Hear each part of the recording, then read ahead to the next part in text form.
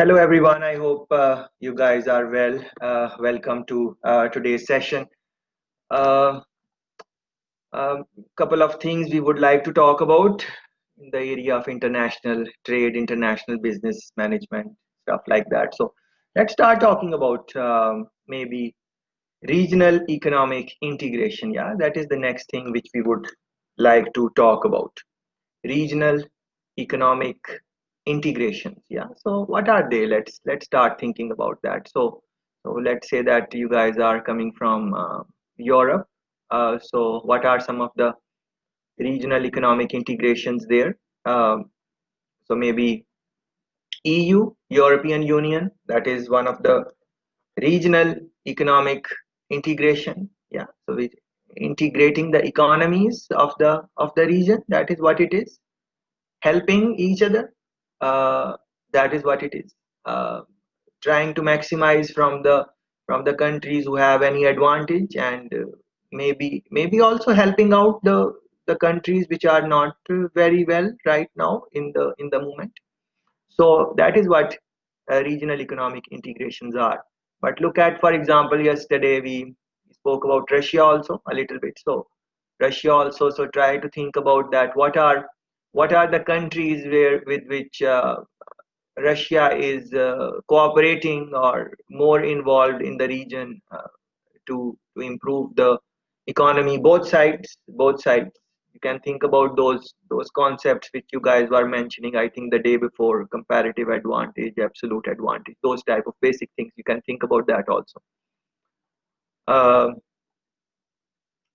so, but outside of that, Asia, for example, you can look at some of the integrations there, how various countries, different blocks are there. Qatar, for example, which are the countries with which they are cooperating more.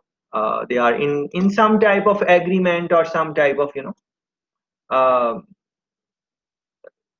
consensus that we will do these type of activities within our integration or within our region. That is what it is. Other countries like China, what are the trade blocks? You can reflect on that. Yesterday, I think I spoke about Caribbean a little bit. So in Caribbean we have the economic integration we have is called CARICOM. CARICOM. Yeah. So you can run a Google search on that and read a little bit about that. So what that means is that the countries in the Caribbean who are part of that integration, regional economic integration, which is CARICOM here, just like you have EU. So uh, what would be some of the benefits of being part of that integration and so on? So countries who are part of that, they can maybe gain some advantages. And we also need to talk about that. Is it beneficial to be part of any type of integration or not really? Because I think yesterday somewhere we spoke about that Brexit. We spoke about that briefly.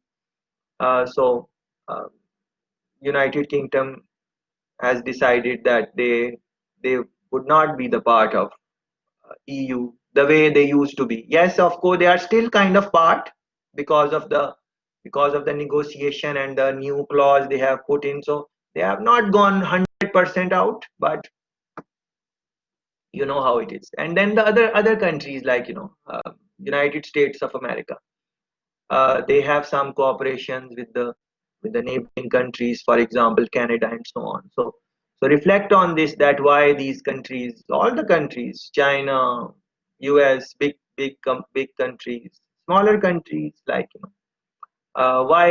why they become part of regional economic integration. What are the positives of that? And then there would be some countries which might not be very much part of the integrations, and then sanctions would be on them, and what is the impact on the overall society. And because we are talking about international businesses, international trade, so it would be harder for international businesses to come in those countries because of the sanctions big superpowers have imposed. You can just type a Google search United United Nations sanctions on countries, and you will see the list. United States of America sanctions on different countries. You will see the list. Go through that and then pick your the countries which you want to know more about and read on that. I don't want you to read on something which I say. I want you to select your own countries wherever your region is, wherever your interest is, wherever you think it is important for you to understand the dynamics of the market. You do that. So the people coming from Asia, China, those type of countries, neighboring countries, they need to look what is happening there. For example, Hong Kong, what is happening between Hong Kong and China? It's a long standing issue. Yeah, so read, you need to read about that and what are the implications for that. Yeah, uh, if you are from EU, then you need to read on this, that you might be familiar already, I guess, because many of you are living there, and you would realize that there are some economies, some countries which are making more from the international businesses or being part of the integration. But there are other economies uh, within EU which are maybe not making as much. They are not getting benefit as much, apparently, at least, or they say that they are not getting a lot from being the part of the integration. Same is for other integration, like CARICOM, this side of the world, Caribbean. Um, some countries would make more benefit from being part of CARICOM. Other other countries would not make benefit a lot of benefit from that. But overall, maybe it is the case that overall it is better to be a part of integration, a union, a cooperation, anything you want to call it, agreements. It is better to be part of that than to be alone in the market. But there are countries which are doing well.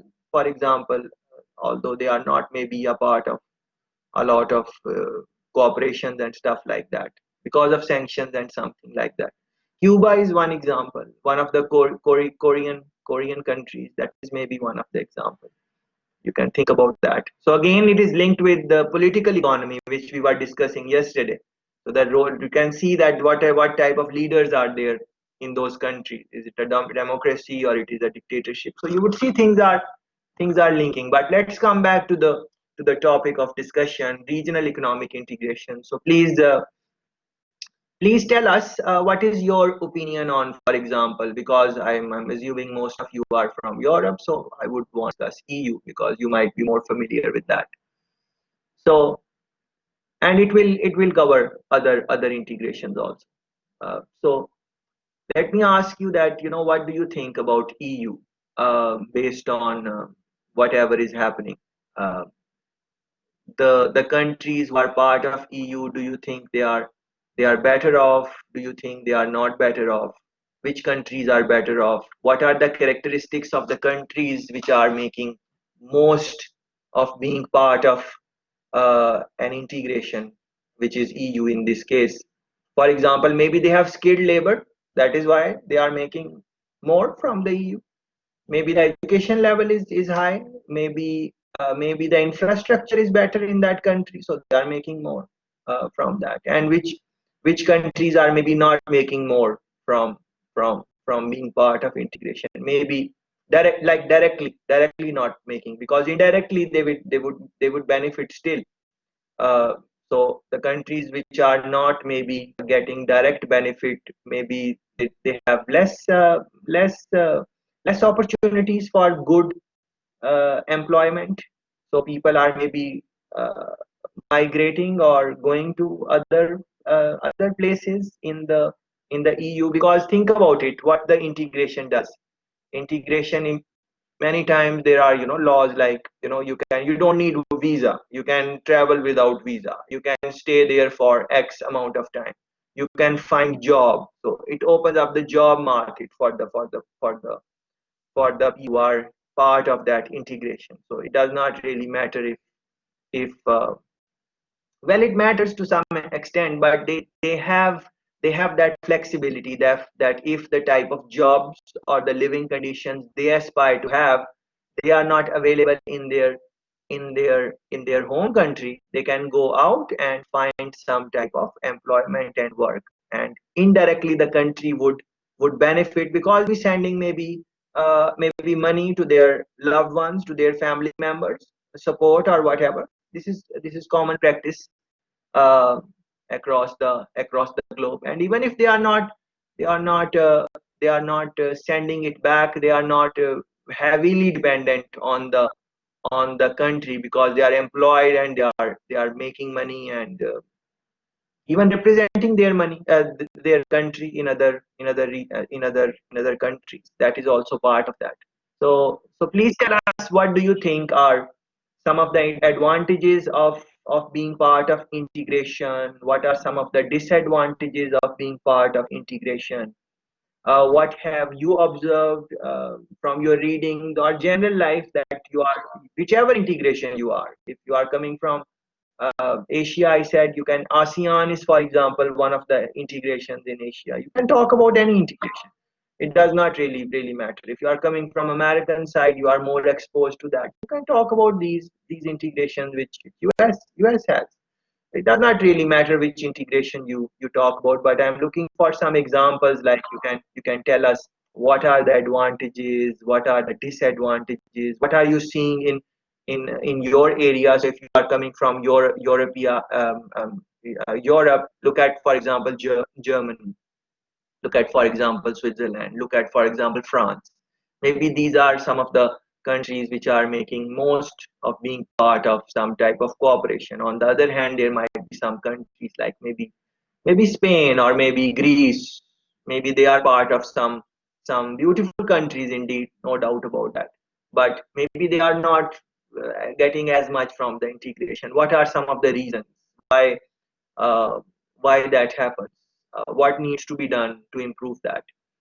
Because if the integration is doing well, then the international trade and businesses would bloom. Because think about it, there is a business in one of the countries in EU. If the integration is solid and the cooperation, they are part of the cooperation, it would be easier for them to, relatively easier for them to. Of course, there are challenges in anything in life, but relatively easy for them to open their businesses or take their businesses to other countries in the Europe, in the integration. Even if they don't want to take their businesses, they can attract the skilled labor if they want, uh, without a lot of hassles of visa and those type of things, which can be a problem sometimes, depending on which country you are coming from, and so on. Uh, and talk about the countries, like, for example, I mentioned Spain and Greece and stuff. Um, I can talk also, but I want you to reflect on this and share your ideas, and then we will together we will build on this. So yes, please go ahead. Positive, negatives of integration. Any thoughts on what I said? Please. As you were just talking about jobs, and also in Europe, you can basically work everywhere. When like the coronavirus came, there were like huge problems for like farmers who are like farming asparagus, because always in April or in May, like Romanians or Polish workers come for the countries and stay for 1 or 2 months in Germany, and then they harvest asparagus because they're like it's a cheap labor force. And the farmers already planned with this, and this year they all closed the borders during Corona, so they had huge problems to find the labor that they usually would get for this job. And then they tried to get some students to do it and stuff. But this just shows how also like Germany is like a stable country, how dependent they are on other countries and on other people coming to work there and do the jobs that might be less nice to do. So this is also just shows how important it is and how much influence it has. Very good, excellent example, Elisa. Very simple but very useful example. Thanks for that. So So think about this, she's saying that, and we know that Germany is very stable country, uh, economically and otherwise. They are in good shape, if you compare it with other countries in Europe or in the world. They are in good shape, but our friend is telling us that even countries like that, even forget about coronavirus. If it were the case that Germany was not part of any integration and it was not easy for people from other countries to work and do these type of jobs or other type of jobs, any type of jobs. It is not just that people go to Germany for lower skilled job. They go there for all different type of jobs. So Germany is quite open to attract good talent. And Germany also has them. They have also developed their very good talent themselves. So they do have skilled labor at home also. But think about it, if they were not part of any integration, then and forget about Corona. If they were not part of integration, how difficult it would be to attract these type of workers and stuff like that. So our friend used the word dependability. Depend, yeah. She's saying that even countries like stronger countries are dependent on these type of things, cooperation. Uh, so what about the countries which are not developed yet or are not close to Germany or these type of countries in any sense? How much they would depend on these integrations where so many times countries would be part of integration and they would not be seeing the direct impact on their own economy, but somewhere they are getting benefit from that maybe indirect benefit, as I was trying to explain earlier. Very good example. Yes, think on these lines, please, and share examples. Next one, please. Yeah, so I want to talk about or just share my experience about the benefits of the integration of Germany in the EU. Because for us living in Germany, it is really easy to just go to Spain, Italy, France, wherever we want to go to live there, either for studying, for working, for doing an internship. For example, I went to Italy for 6 months to live there as an au pair, and it was really easy. I just booked my flight and stayed there. I didn't have to do anything else, which is really convenient for all of us, I guess. So yeah, this is just one of the advantages that this integration gives us. Excellent example. Yeah, so our friend is saying all we need to do is just buy the ticket and that's it, and we go wherever we want in the region. So see, it's how you might not even be realizing before you think that, if you don't think about that, you might take it for granted. But think about other regions in the world who don't have these type of integrations, or they are not located in a region where they have neighboring countries, because generally speaking these economic integrations are in the same region, generally speaking. So uh, and they are called regional economic integration, so it would be in the region, as the name suggests. So because of your proximities to these beautiful countries like Spain and whatever, you want to go there, there is some opportunities, some work experience, something like that. All you do is you book a ticket and you go.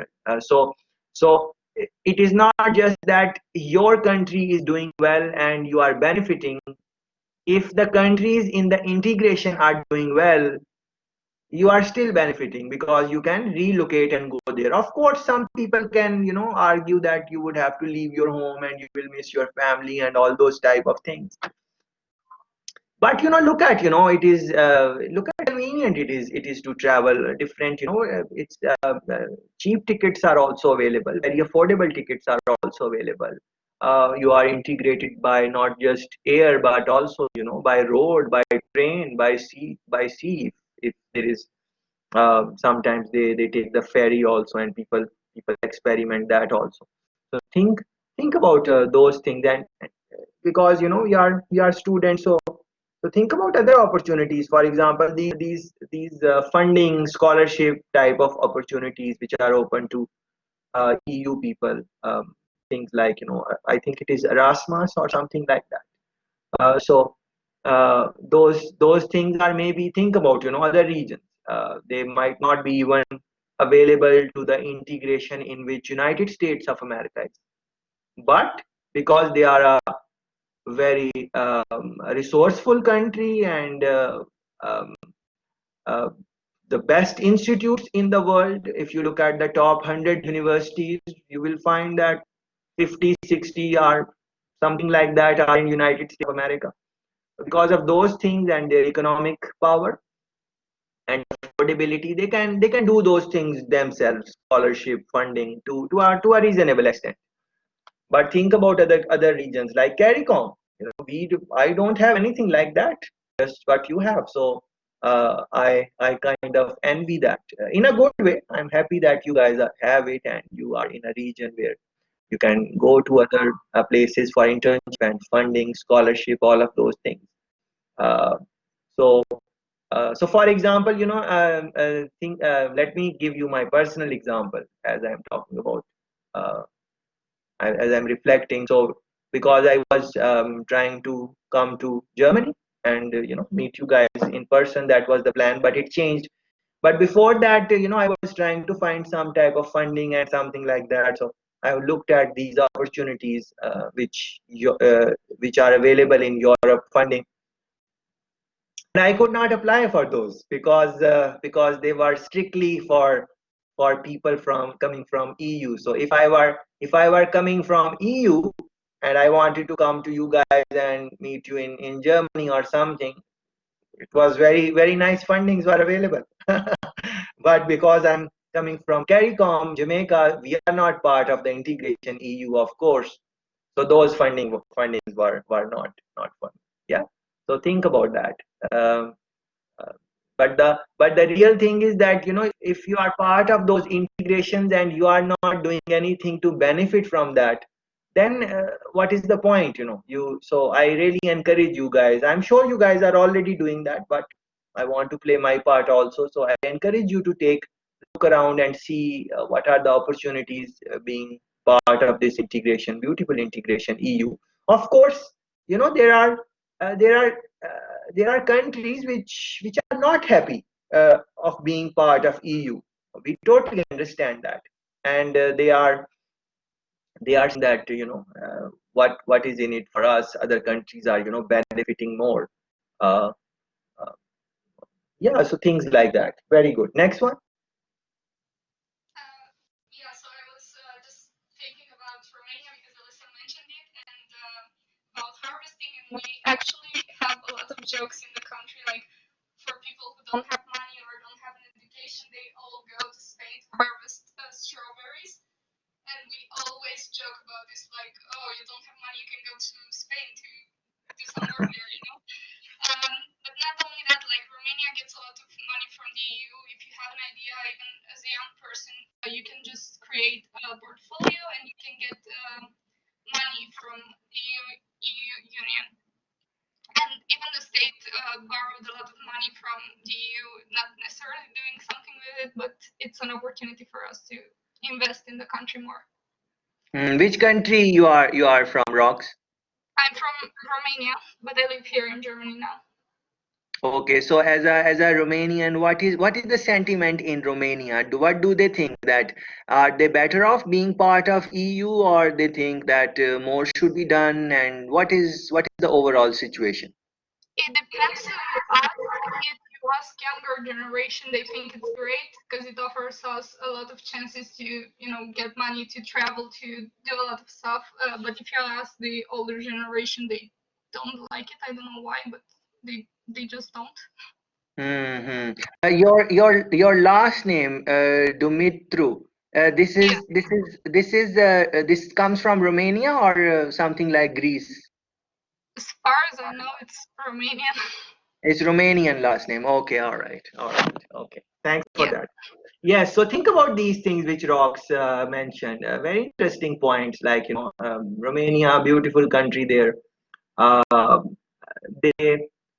they they get some type of funding because they are part of EU, and the people are able to travel, as Rox explained us. And then she's also in a lighter mode. She's also it's a he's telling that it's a joke also, that if you can't make it in this region, you can go there and stuff like that. So yes, those are nice things to have. But then again, as Rock said, that it depends on who is talking on these things, who is the so so maybe the older people, they have a little bit of different experience, because when they were growing up, maybe the opportunities or whatever the level of integration was, that was different.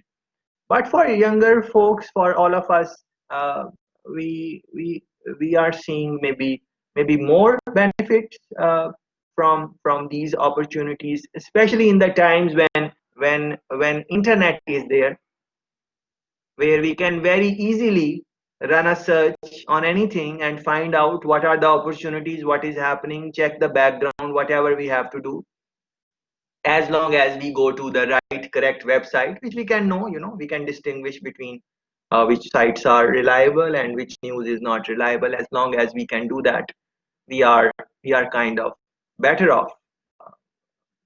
The world is kind of open to us, not just the integration, the world.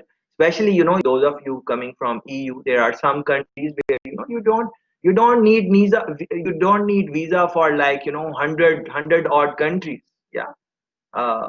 More than 100. Yeah, there are some, Scandinavian countries, I think they don't need visa for practically any country. Maybe one or two or three countries, they Switzerland and these type of countries.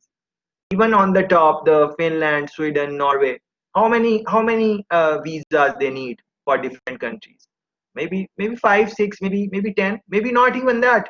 I think they can just travel, just need to buy the ticket and go anywhere in the world. So think about that. If you are part of that country or economy or integration, the benefits, and try to link it with international trade. That is why, maybe the trade flows, the flow of trade. You will see many companies which would be just in EU, uh, not outside. Maybe even if outside they are not very successful, but because of the integration, being part of that, and uh, getting benefits, different type of tax breaks are there, different type of incentives are there. All those type of things are there. If you would read the details of economic cooperation, you should go on the website of EU, and just for your exposure, you can read some things on that and enlighten yourself. Very good. Next one. I think that the points that we already said were just like that it's much easier to travel because of the open borders in the EU, which I think is correct, but I think it also has a lot of other benefits coming with it. For example, for businesses or also for just the normal people, the joint monetary system, because it's just much easier, Very yes, to trade or buy things all over the EU. And we also have these joint rights and laws all over the EU. So this is also something that you should consider, not only as a private person, but of course for starting business, Yes, business yes, operations in general as well. But as Roxana already said, I think that this this help from the richer EU countries is also seen as a problem for some people, or as a negative aspect, because well, I think this would also rather be something that, let's say, older or more conservative people would say. But this can be a kind of problem because, for example, when you are in a richer country like Germany, you would say, yeah, all right, now the Romania has been improving its economy for the last decade, but we have to basically give them more money for the poorer countries. So this is, let's say, something that you could see as a negative aspect if you want, because yeah, you are not used to these problems that some of these poorer countries have. So yes, this is, I think, a negative aspect that you could see if you want to. Very good comments. Thanks for bringing those in, Sebastian. So think about these things. Yes, you can some countries can get some type of monetary benefits if they are not doing well, if they are part of integration. And you guys gave example of these countries or country. And there are other countries also who take this type of benefit, but then other countries can have problem with that. That why we have to support that country, and this is a lot of money and we can spend on something else. Those type of things can happen, but that is the, and that is not just for this integration, which we are talking about EU. Look at any integration. Look at ASEAN in Asia. You would see the same thing, because in any cooperation, it won't, you won't see that all the countries in the bloc are, financially stable. Some have this advantage, other have that advantage, next one has that advantage, generally speaking. So not all of them are uh, prosperous or doing well, and every country, it's not possible for every country to do that. Same for, in CARICOM, where I am coming from. Not all countries are prosperous. Some are getting more from that. So as Sebastian is saying, that maybe the richer, more powerful, they can take maybe more advantage out of that. And then the other point which he mentioned, which we did not mention so far, that is very important point. The euros, the exchange of mode of currency, that is pretty much common in the in the EU. Yes, some countries might have their own domination of uh, of currency, just like, maybe UK was part of the EU and they had their own currency also, pounds. But what we are trying to say, that it's the value of the currency. If you have the same currency in the integration, it really helps, because your currency is not devaluing. Whatever euro is in one country, that is the same value of euro in another country, because it's the same currency, it's same exchange. So that is also very beneficial when you are part of any integration and you have that. Now look at other integrations. Do they have that? Not really. They don't have that in Asia. In some of the integrations, they don't have that. They don't have it in even with US and Canada. It's Canadian dollar and it is US dollar. Yeah, it is not same.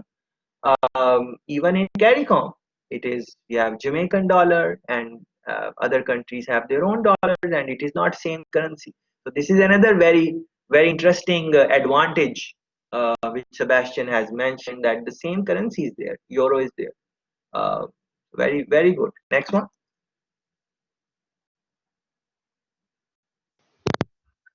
I want to discuss the points that mostly have been already discussed, but mostly like the visa problem. Like my cousin is from India and he's working here, and like this year he forgot that he had to reapply for the visa. So this is the problem. Like if you are from EU, you don't have this problem.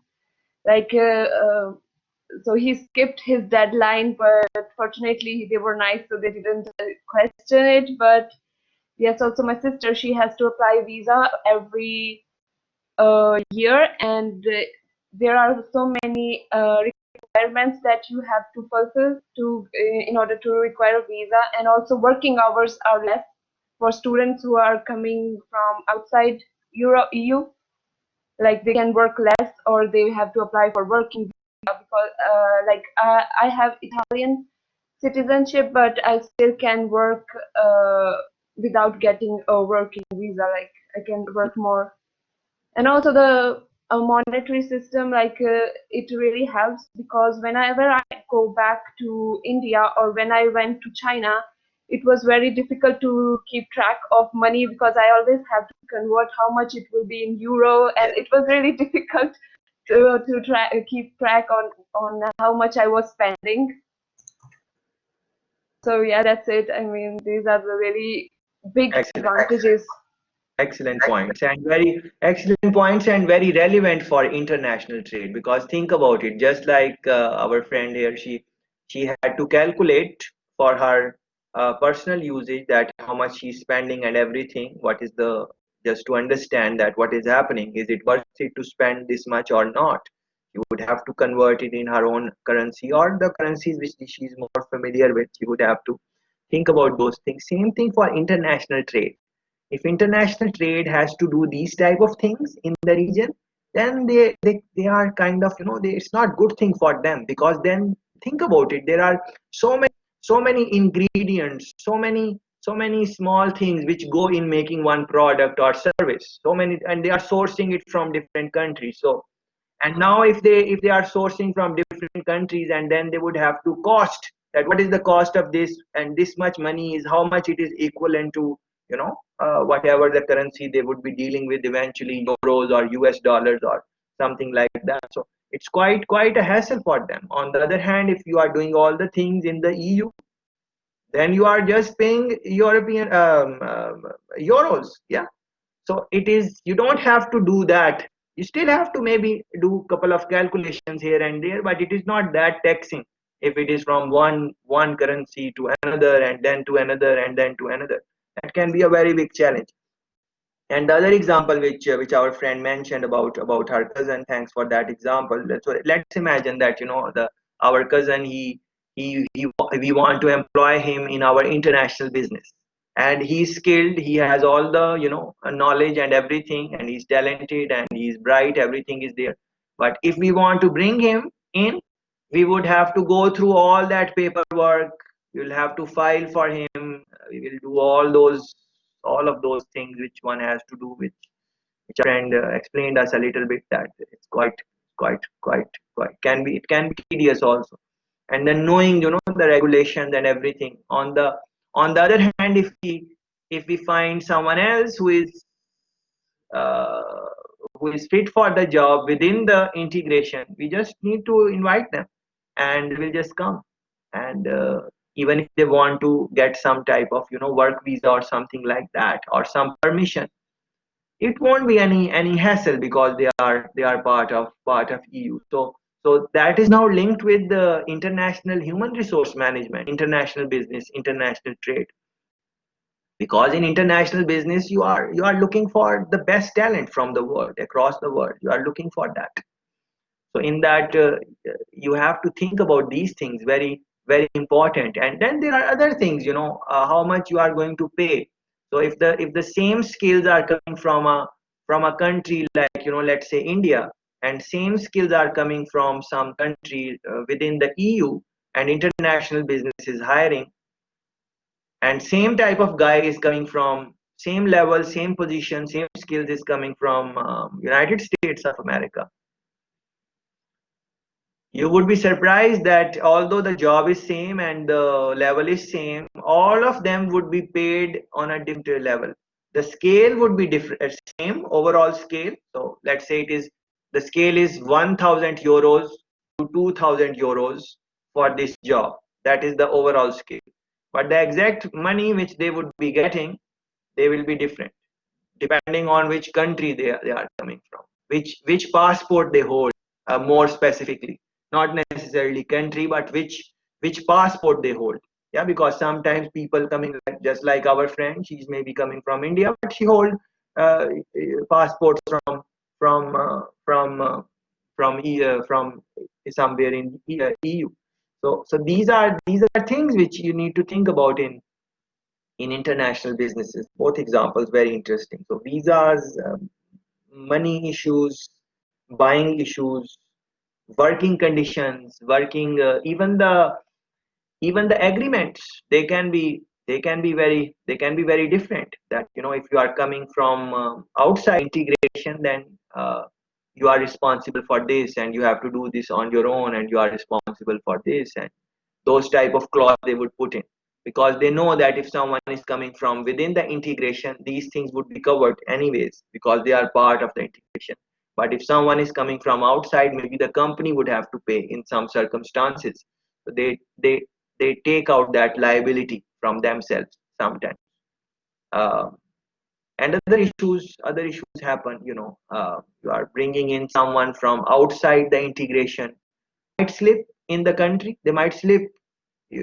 Those things also happen, coming from, especially coming from developing countries. If someone is coming from a developing country, and let's say they are coming to Germany, and you arrange the visas and everything for them, and they come there, and they work with you for some time, and then they slip in the country somewhere.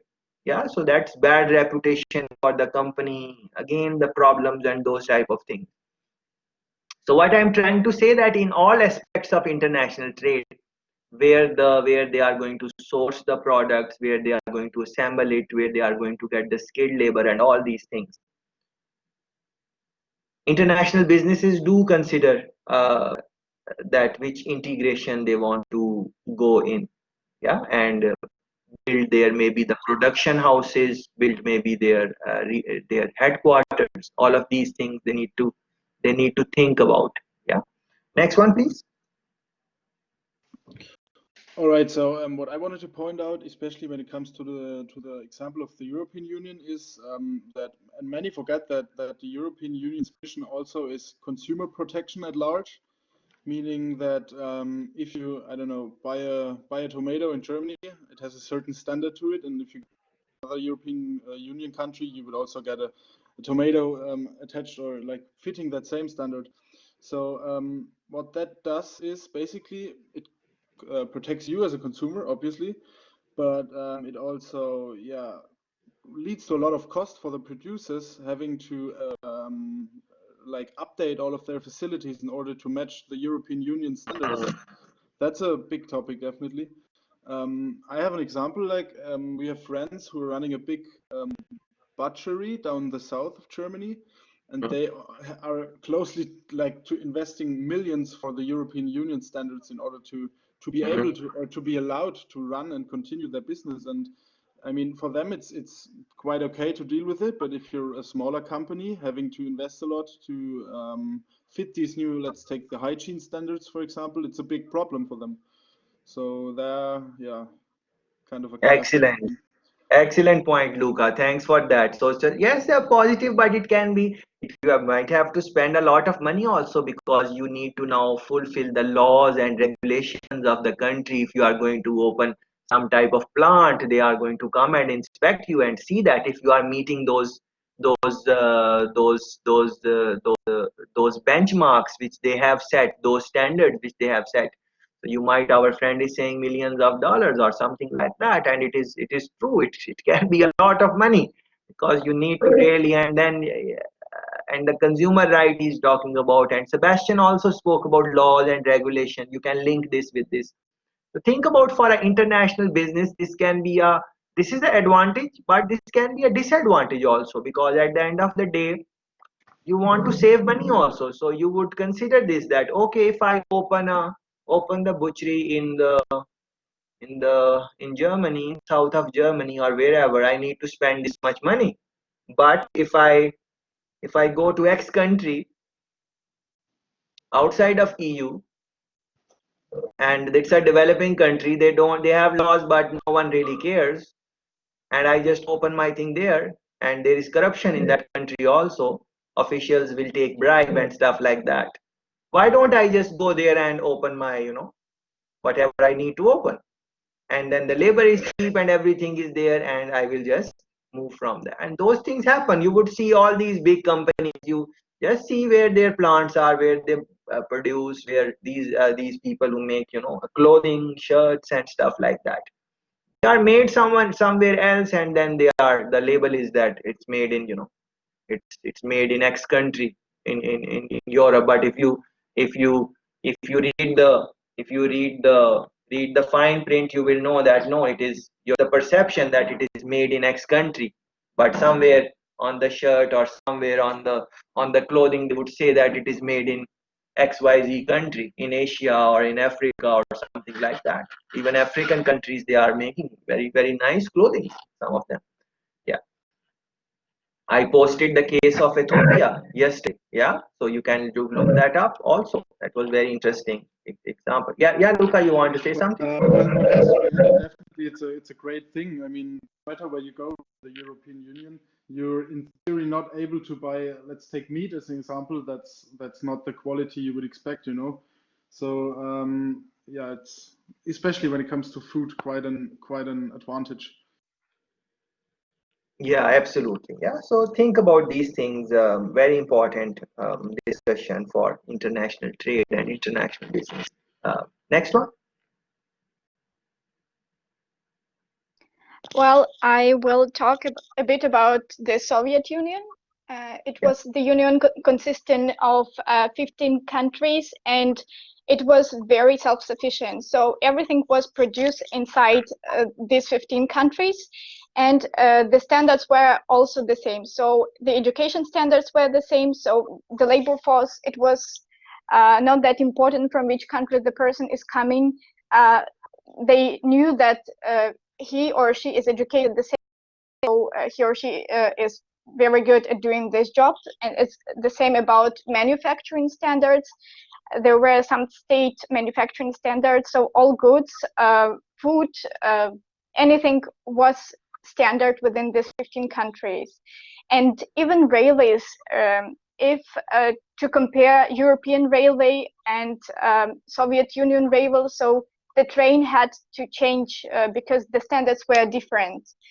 And after Soviet Union collapsed in 1991, like before, it was like one car was produced in different countries. Like tires could have been made in Azerbaijan, engine in Russia, and assembly was in Ukraine. So after the Soviet Union collapsed, of course, it was a bit a problem because the manufacturing facilities were spread within 15 countries.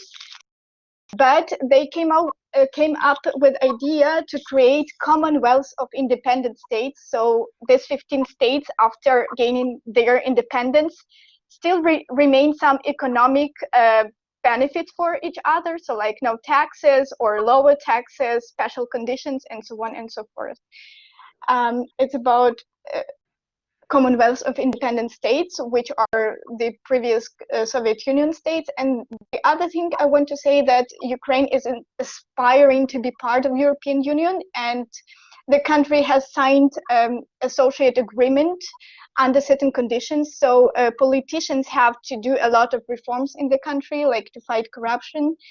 And one step which was good for us, we have obtained the visa-free conditions. So Ukrainians now don't need any visa to enter any European country, and they can stay within European Union for 6 months with no visa, but they still are not allowed to work. So for the work, there is a need to get visa.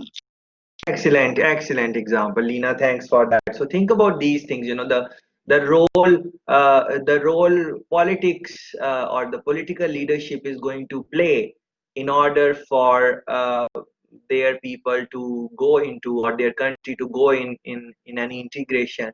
It's quite phenomenal, and you can link it, with negotiations, because there will be a lot of negotiations and different things, different problems in a country. So for example, let's say, in Ukraine, all the issues which other countries would also have, like if there is any corruption, if there is any crime, if there is infrastructure need improved, if there are certain type of skills which Ukrainians should have before they go in integration. All of those things, different ministries, different people are working on that. Uh, and then when the time is right, and when the situation is right, they will be fully integrated. But generally speaking, this is the way. The slow integration is many times better than just going into some integration, because because when you are doing it slow, step by step, it is easier for the other countries also to monitor your progress, and it is easier for you also. And because you are just, it's a feedback type of process, that okay, we have done this, what is the next step? We have done this, and we have done this, and step by step you go into that one. But I would like to talk about this earlier, which our friend mentioned. That is a beautiful point. I did not plan to talk about that, but I'm very happy that she brought it up. Um, USSR, Soviet Union, back in the day. She's talking about the fall, the break. So at that time, in 1980s or late 1980s or something like that, that region was kind of, Russia was kind of superpower. They were quite powerful at that time. Uh, just like US is now. They still are, but at that time it was different, and it could have been the possibility that Russia would be in a position where USA is right now.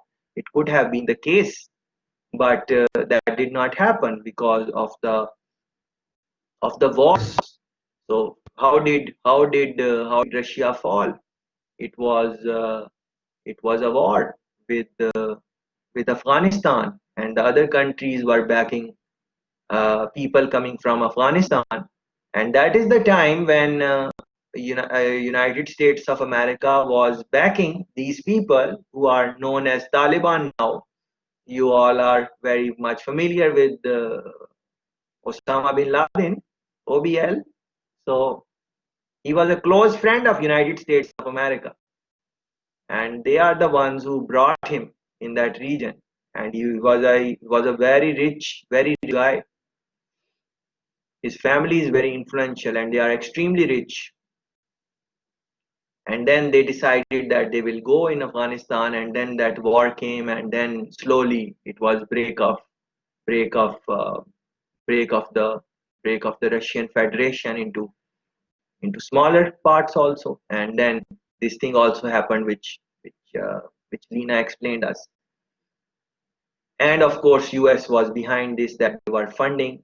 But then, see, this we were talking about this in one of the discussions, that any countries which go in wars and this type of things, they somehow limit and their ambition to become world superpowers. It is just a pity for Russia that they were in a region where there were these countries, and US was willing to support those countries, and then these things happen. This is not the case for US, because on one side it is Mexico, and on the other side it is Canada, and Mexico cannot do much against US, and Canada is friend now with US. So, but think about this, link it with the discussion we had about China and India, what is happening right now. So yes, both of them can fight with each other and stuff like that, but if this thing is escalated, then the ambition of becoming a of enriching international businesses, international trade, taking benefit of globalization, they go back, because your money or your energy is going into something which is not going to create a lot of useful business or economic growth for country, and you go back. Uh, but then, because of the leadership of Russia and how Russians are very resilient, all of those, that region, quite resilient people. But same is for the people in Afghanistan. They are again very resilient. So it is just that those type of people are those they can deal with these type of situations. But the fallout of this is that you are not gaining the benefits which you are gaining, as Lena explained, that back in the day all of these 15, 16, 14 countries were part of the Soviet Union, and one thing is made here and the next thing is made there, and then now these countries are more looking to come in EU than to maybe make some other integration. Yeah. But on the other hand, see where Afghanistan is in the 70s. If you look at the literature, if you look at the pictures in the 70s or the 80s, maybe not 70s, more like 80s, you would see that Afghanistan is quite a modern country of that time. They have like various businesses there and stuff like that. But what is there now? Uh, Nothing much in terms of businesses and in terms of that. So these type of thing, again, it is linked with the politics too much, that which countries would do well in international trade. That is why you really have to look what type of leadership is there, what type of governance model they have in the country before you go in those countries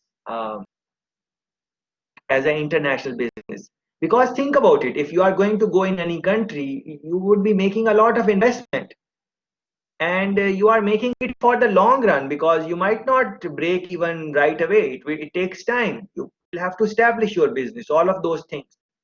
So maybe it will take for you, if you start today, maybe it will take 3 years, maybe it will take 5 years, maybe it will happen early for you. But generally speaking, if we are talking about the world, it takes time to, build your brand and build the customer loyalty and the repeats and all of those things. You have to be looking in the long run also. So think about it right now. If someone wants to make some investments, in which region they are going to take your businesses? Are they going to take in I don't want to name countries, but you can think about it, where they would where they would take it and where they would not. And very soon you would realize that the decision is essentially dependent on the government and their policies.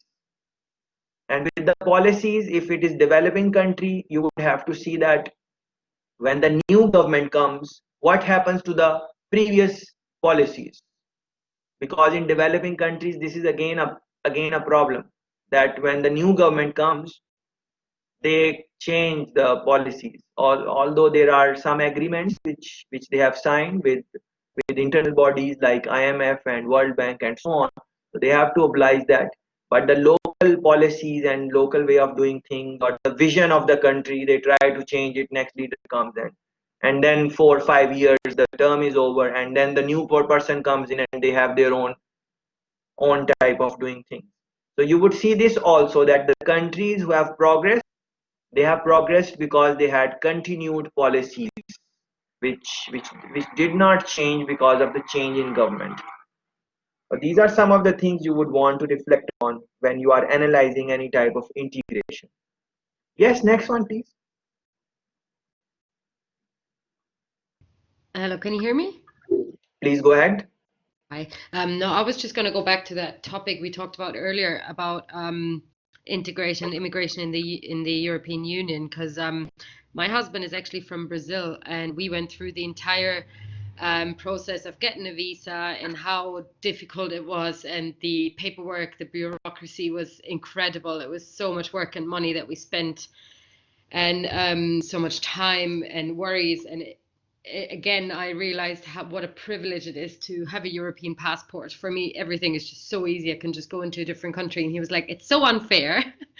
You can just go around. And I did loads of, like, I mean, I moved to Scotland before, and all I did was just drive over, and yeah, got a tax file number and started working the next day. And it was that easy. And he was just like, it's so unfair for me. I have to go through all this process. And it was just incredible. So it's just an example where I experienced it personally, how difficult it can be with the visa situation, and what an absolute privilege it is to be part of the European Union in my eyes. I think even, of course, it brings some negative parts, but in general, I believe that it's a very, very good thing, and it kind of brings people together. And I think it's such a privilege. So it's just a personal example here.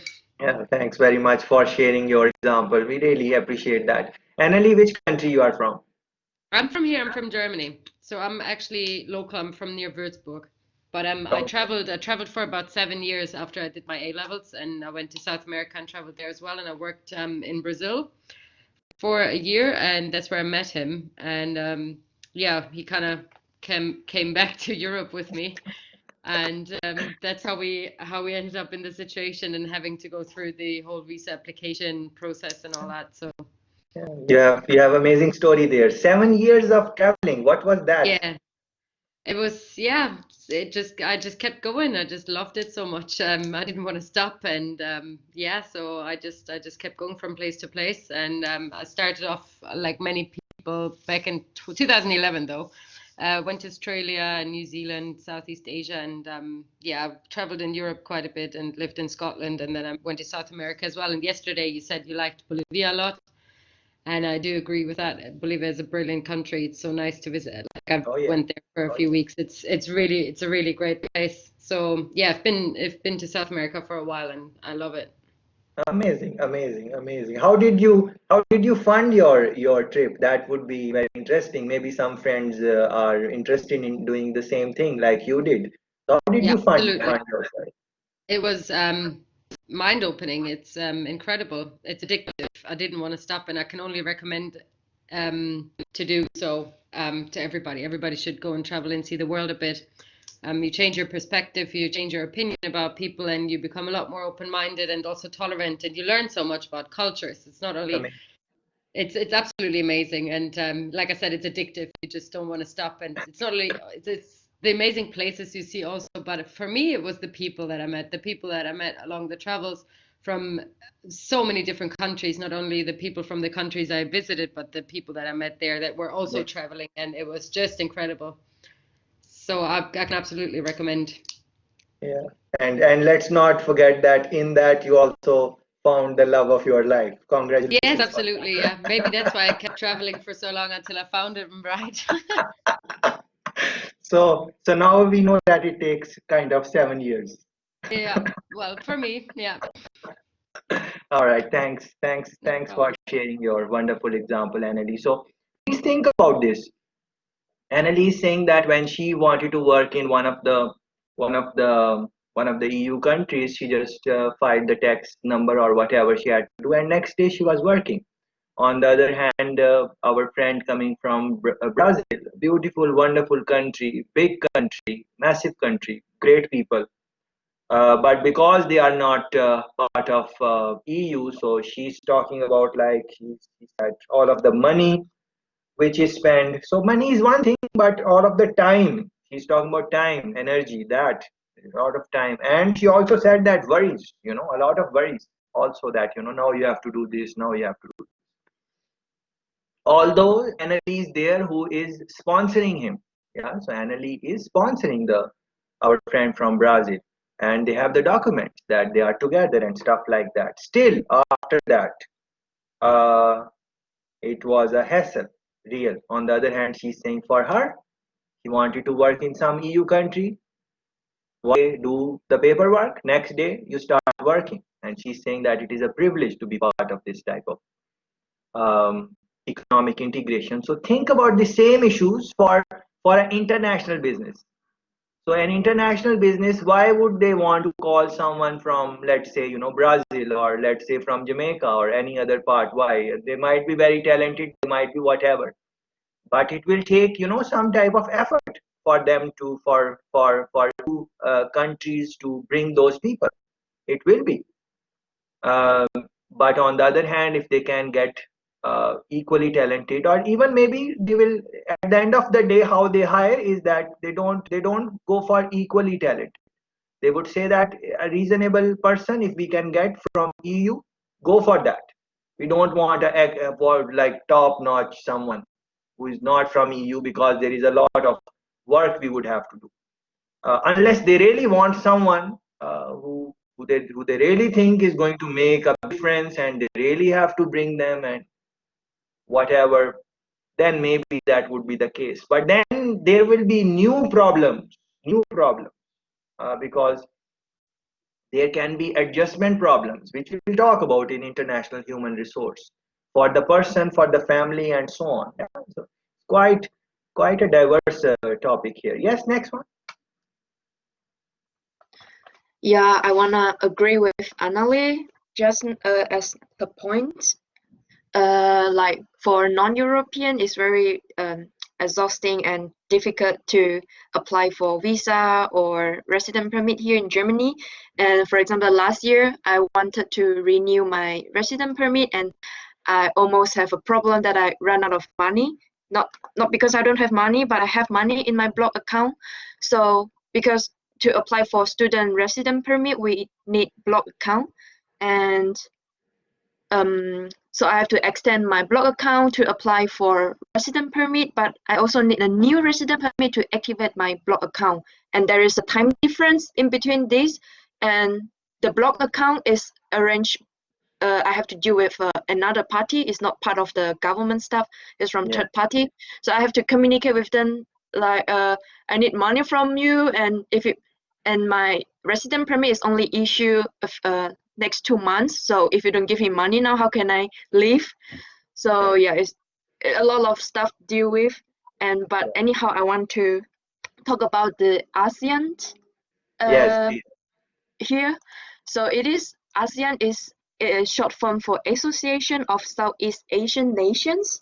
is comprised of 11 Asian countries, and but I think it's not as good as the European Union because it is the main point of this. What is good about this is about they reduce the trade barriers between the member states, and it's a lot about economics to boost the economies of each other. But you know, we still need passport to travel to another Asian country, and the currency is different, so it's not as convenient as Europe. You can travel to another Europe country without passport, and we are using the same currency. And I think this kind of economic integration is very good, especially for small country like Singapore, because they are so small, they can't produce everything on their own, so they have to trade with other countries. So it's very benefit for them to save a lot of money by importing stuff and also exchange by exporting stuff. So yeah, that was my what I Excellent, want to say. excellent points. Thanks for. So I mentioned a while ago, ASEAN, and our friend explained what it is about for all of us. So you can reflect on this and see. And she also gave example of Singapore, a very modern, very developed country. They have achieved a lot in a short amount of time, relatively speaking. They have achieved a lot, but still, those type of countries would be dependent on integration and less trade barriers, or any type of tax exemption you can get. And before that, she mentioned her own example that it can be quite difficult. The visa arrangements and those type of things would be can be very difficult. So these things, these are, although these are your personal experiences about visas and stuff like that, but think about it. In international business, if someone is going to hire you and you are not up of the part of the integration where you would be employed, they will have to do all of these paperwork and hassle and all of these things. Just like it is exhausting for you guys, same way it would be exhausting for them also. It is not that when they will apply it will be easy for them. It will not be easy for them, because there are some regulations which ask that why are you asking this person to come, what is the reason, what are the skills they have which we do not have in our integration. These questions are there, so the company has to answer those questions. So for example, let's say there is a company and they want to hire someone from Brazil, yeah, and the company says, okay, we will hire you, and they file the document. In filing the documents, the company has to really prove that the skills or whatever talent or whatever, what is the rationale of bringing this guy. Because for the integration, they are better off if someone is hired from within the integration, because then it will be beneficial for the integration overall, for the people who are part of the for the countries which are part of the integration. So that is again one thing. So I'm not saying it is not possible. Of course, companies hire people from other countries and stuff like that. But relatively speaking, it becomes less tedious for them, very easy for them, if they are getting the talent from within the integration.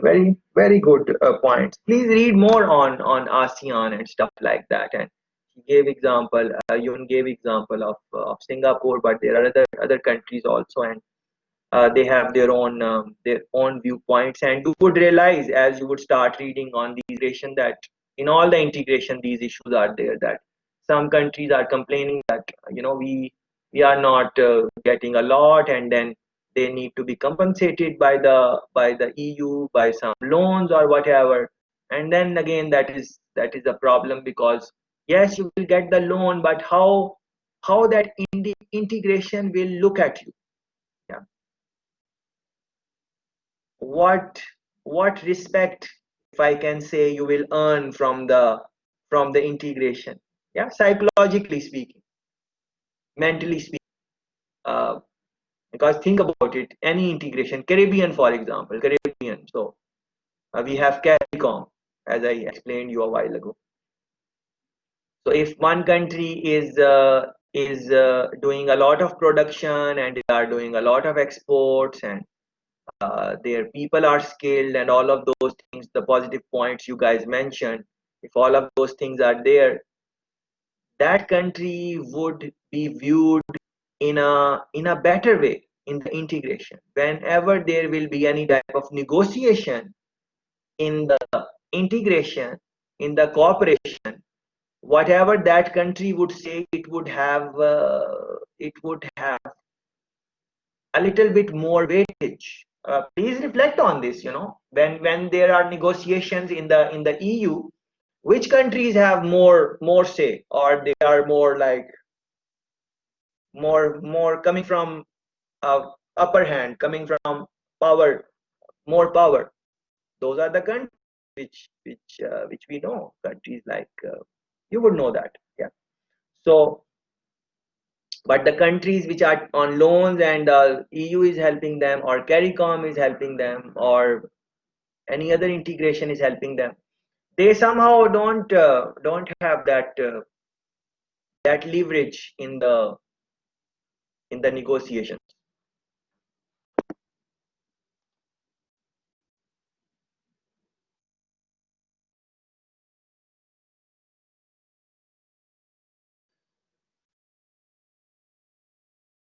I think that you cannot hear me,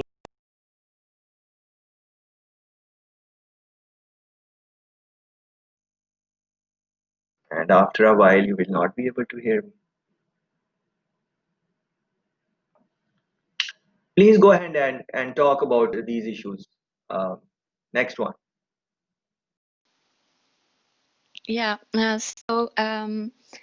even though already major points have already been said, I just wanted to add another benefit that European Union members can have, which is so-called consular protection outside EU. So European citizens are entitled to seek help from embassy or consulate of any other EU member state if they find themselves in a situation where they need assistance outside European Union with no embassy or consulate from their own member state effectively working in that position.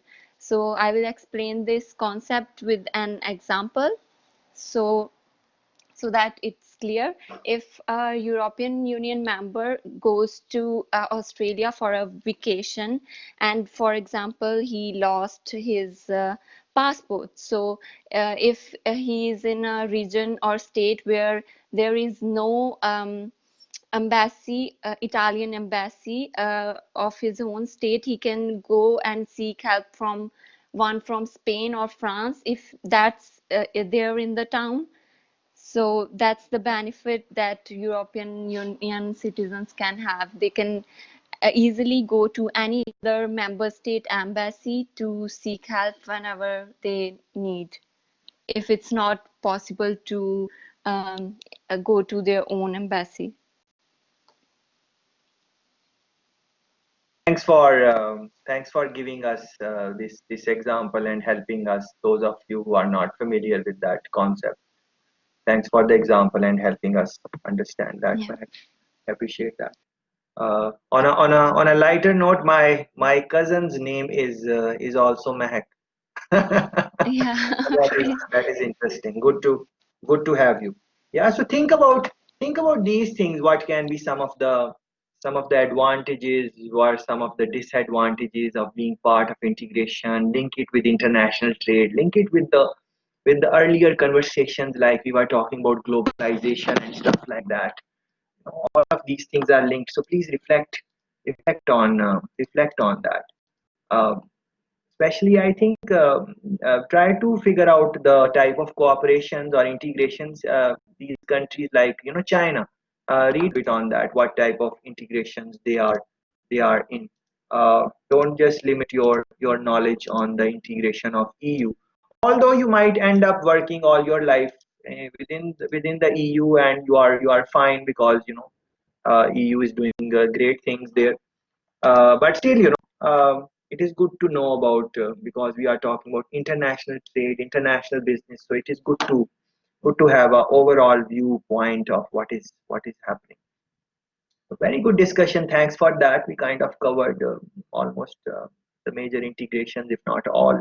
So look, I wanted to share this example with you, interesting business expansion example, because we want to focus on international business, international trade. So back in the day, as we were the way we started our sessions on our day one, I was explaining you what is the journey a business has to take before they are viable and successful in international market. It's a long journey, as you guys would know that also. But the disruptions of technologies has really changed how businesses grow, how a business would become uh, successful in the region and in the continent and in the global market and so on. Netflix is an example which I choose. I'm sure a lot of you enjoy Netflix shows and stuff like that. They are quite addictive.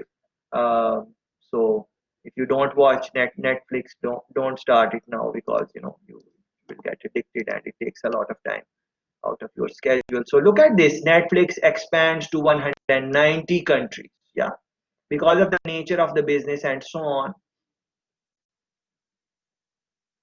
They were able to launch their business simultaneously. This was not possible earlier. uh, before this type of technologies, these type of things were not possible.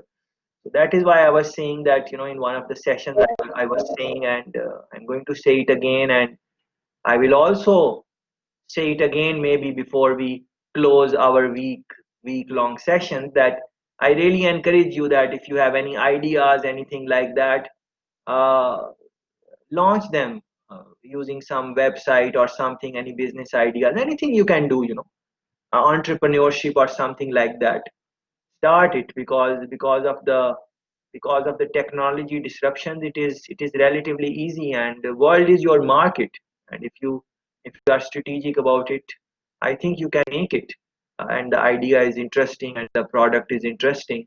It might take a little bit of a time, uh, but all good things in life, they take time. Yes, Madeline, you want to say something? Please go ahead. Yes, I wanted to add that also the EU has a couple like trade agreements with different countries. So like Mexico, Canada, Very interesting. and all of those. So if you're a member of the EU, you can also, it makes it easier to trade with other countries, not just the EU. So that's also, I think, very helpful for a business. And there's also alternatives for like smaller businesses, so they have it easier to import or export their, their stuff. Beautiful. Beautiful point. That we missed that point. Very important point in our discussion. Thanks for reminding us that. So your country might not be, part of EU, but maybe your country has some agreements with EU or any other integration, and because of that, you can maybe, enter in the market and get benefits which you might have gotten if you were. So so again, it is linked with political situation of the country or political leadership. Although they are not part of the integration, but they went ahead, they had these negotiations, these agreements, they signed those, and through that, the people in that country can take benefit by trade or whatever they want to do with that integration. Sometimes, if even if you are not in the integration, you would look for the countries which have some type of agreement, just like our friend explained us, with that integration where you want to go. So let's say that Mexico has some type of bilateral agreements or union level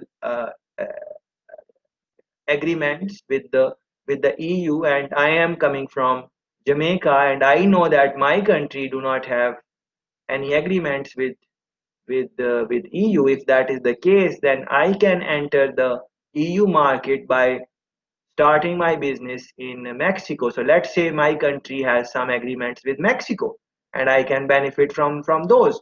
So I would go in Mexico, use those benefits, launch my business, whatever I have to do, and then register it as a Mexican business and then go to EU. So this is also very interesting technique, which of course there are laws and regulations which kind of limit this type of practice also, but you just have to have good lawyers, good accountants who really understand the markets, because there is always a way to get around and do the thing. So very good point. That point was missing in the very important point was missing in the discussion, that you don't necessarily have to be in the integration. There are other ways also to benefit from from the cooperation which that integration has. Thanks very much for that point. Really appreciate it. So look, you will have to look at these things in your own time. Some readings are there. I've also made this posting about ASEAN. You can look this up. But Yun explained it very nicely. So if you heard that, that is good enough. And now you can run your own search on that if you are interested in knowing about that integration. If you are not, then it is fine. It is up to you. It is not compulsory for you to do this.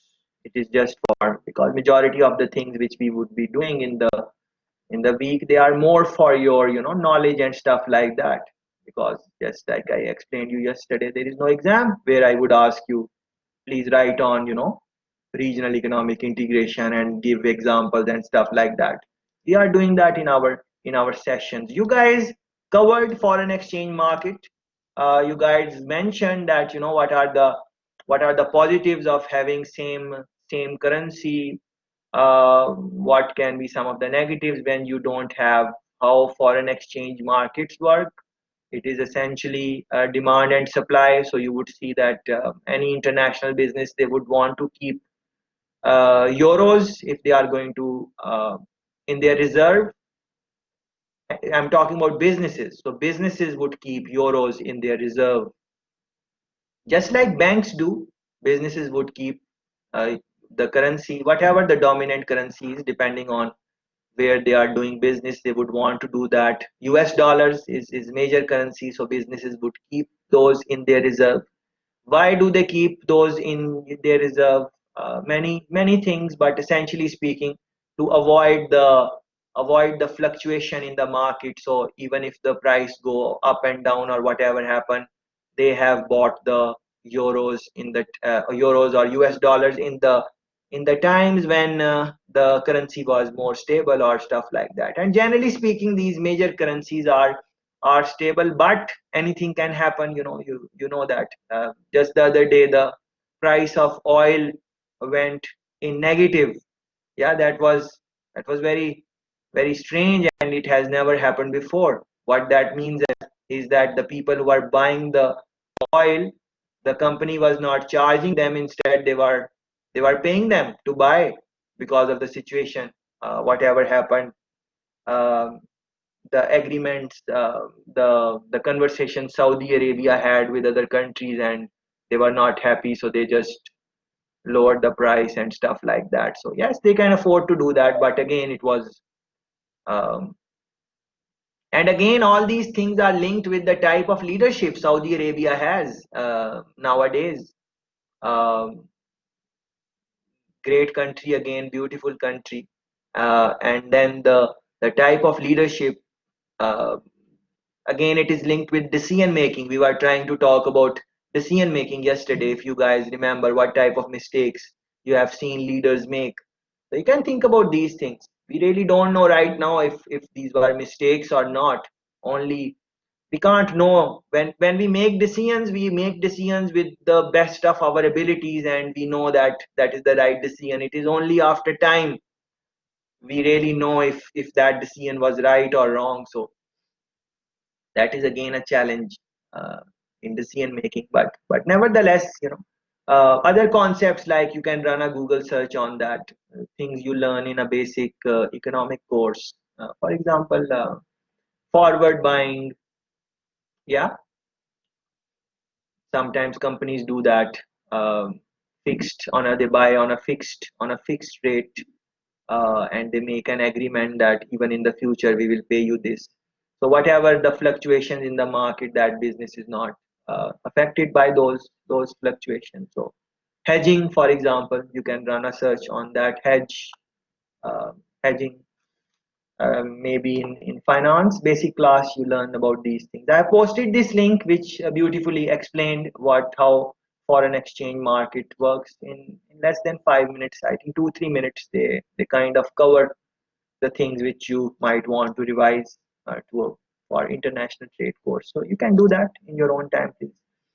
International financial market, monetary systems. Our friends gave examples. You can relate with that.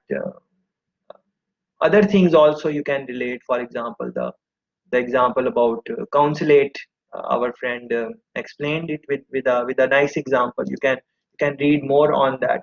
What I would want to say about financial and monetary system, I posted some things here, PDF file. You can go through that if you want. But what I would want to say specifically uh,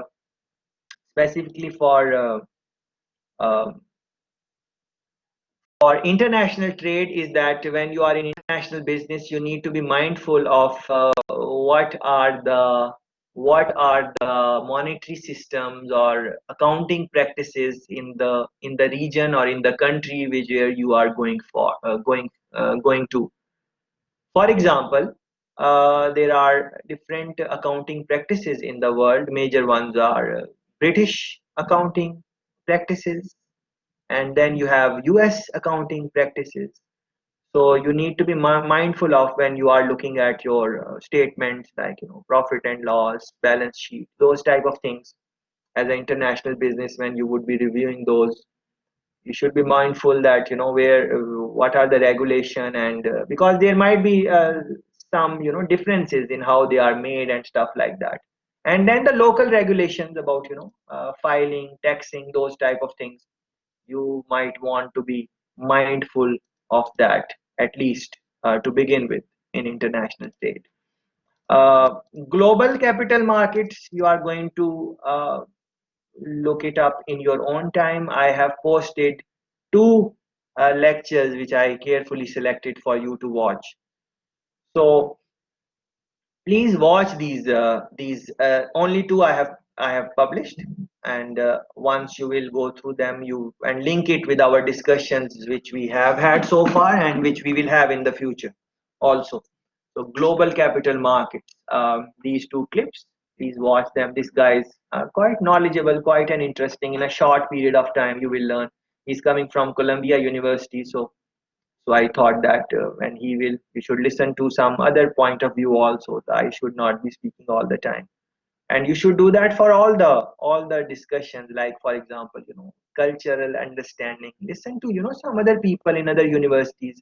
How are they explaining about this regional economic integration? We had our discussion. Please go ahead and listen to the talks of people who have written books on regional economic integration in EU or in ASEAN or in wherever you are interested in, and try to make linkages. If you don't want to read books, I'm just saying that you don't necessarily have to read the book all the time. You can scan it and look for major definitions and stuff like that.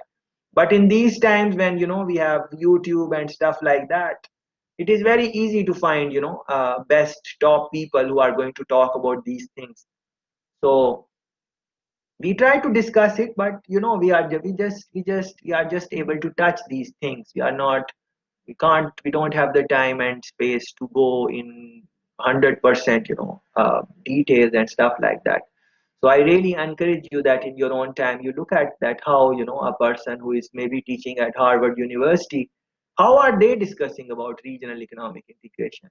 Don't worry about the numbers and figures and stuff like that, if they are talking a lot about numbers and stuff like that, because that you can find, that is not difficult to find. Data is easily available on these websites like World Bank and IMF. Go on there, those website also. I asked you, if you look at the first day's posting, globalization and stuff like that, I have posted some links there for you to go through in terms of where the data is and stuff like that. So you can look that up. But please listen to these talks, two talks. One is a conference and one is a kind of, this one is kind of question answer. So he very nicely covers up global capital markets. Yeah, and link it with our discussion. What I would want to talk about is strategy now. Strategy. Yeah, so as you would realize that strategy, strategic management, these are standalone courses in their own spirit. But we need to talk about these things because in international trade, international business, if you want to be successful, you need to think about strategy. Um, that is very important. Uh, so let's talk about formulating and implementing strategies a little bit if we can. Yeah. So I've made some postings. You are going to go in them in your own time. Um, Let me see if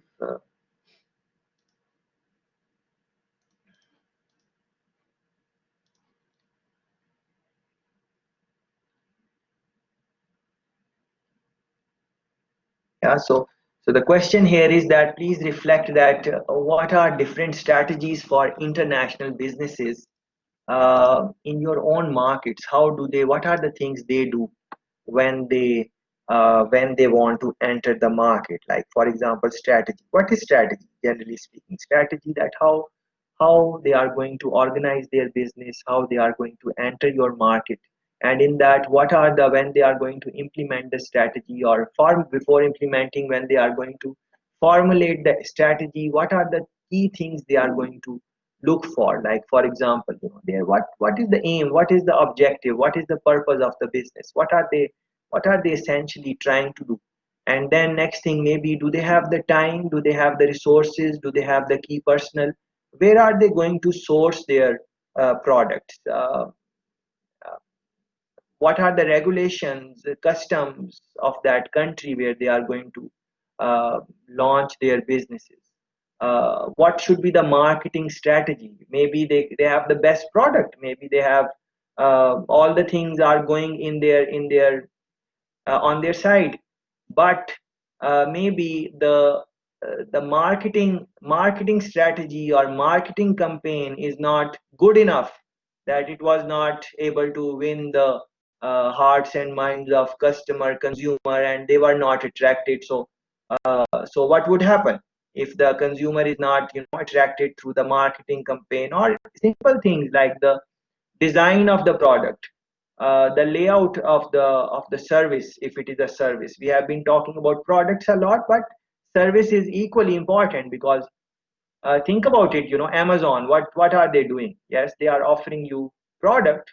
Alibaba, what are they doing? They are offering you the product. Uber, we spoke about that. We spoke about you guys gave other examples also.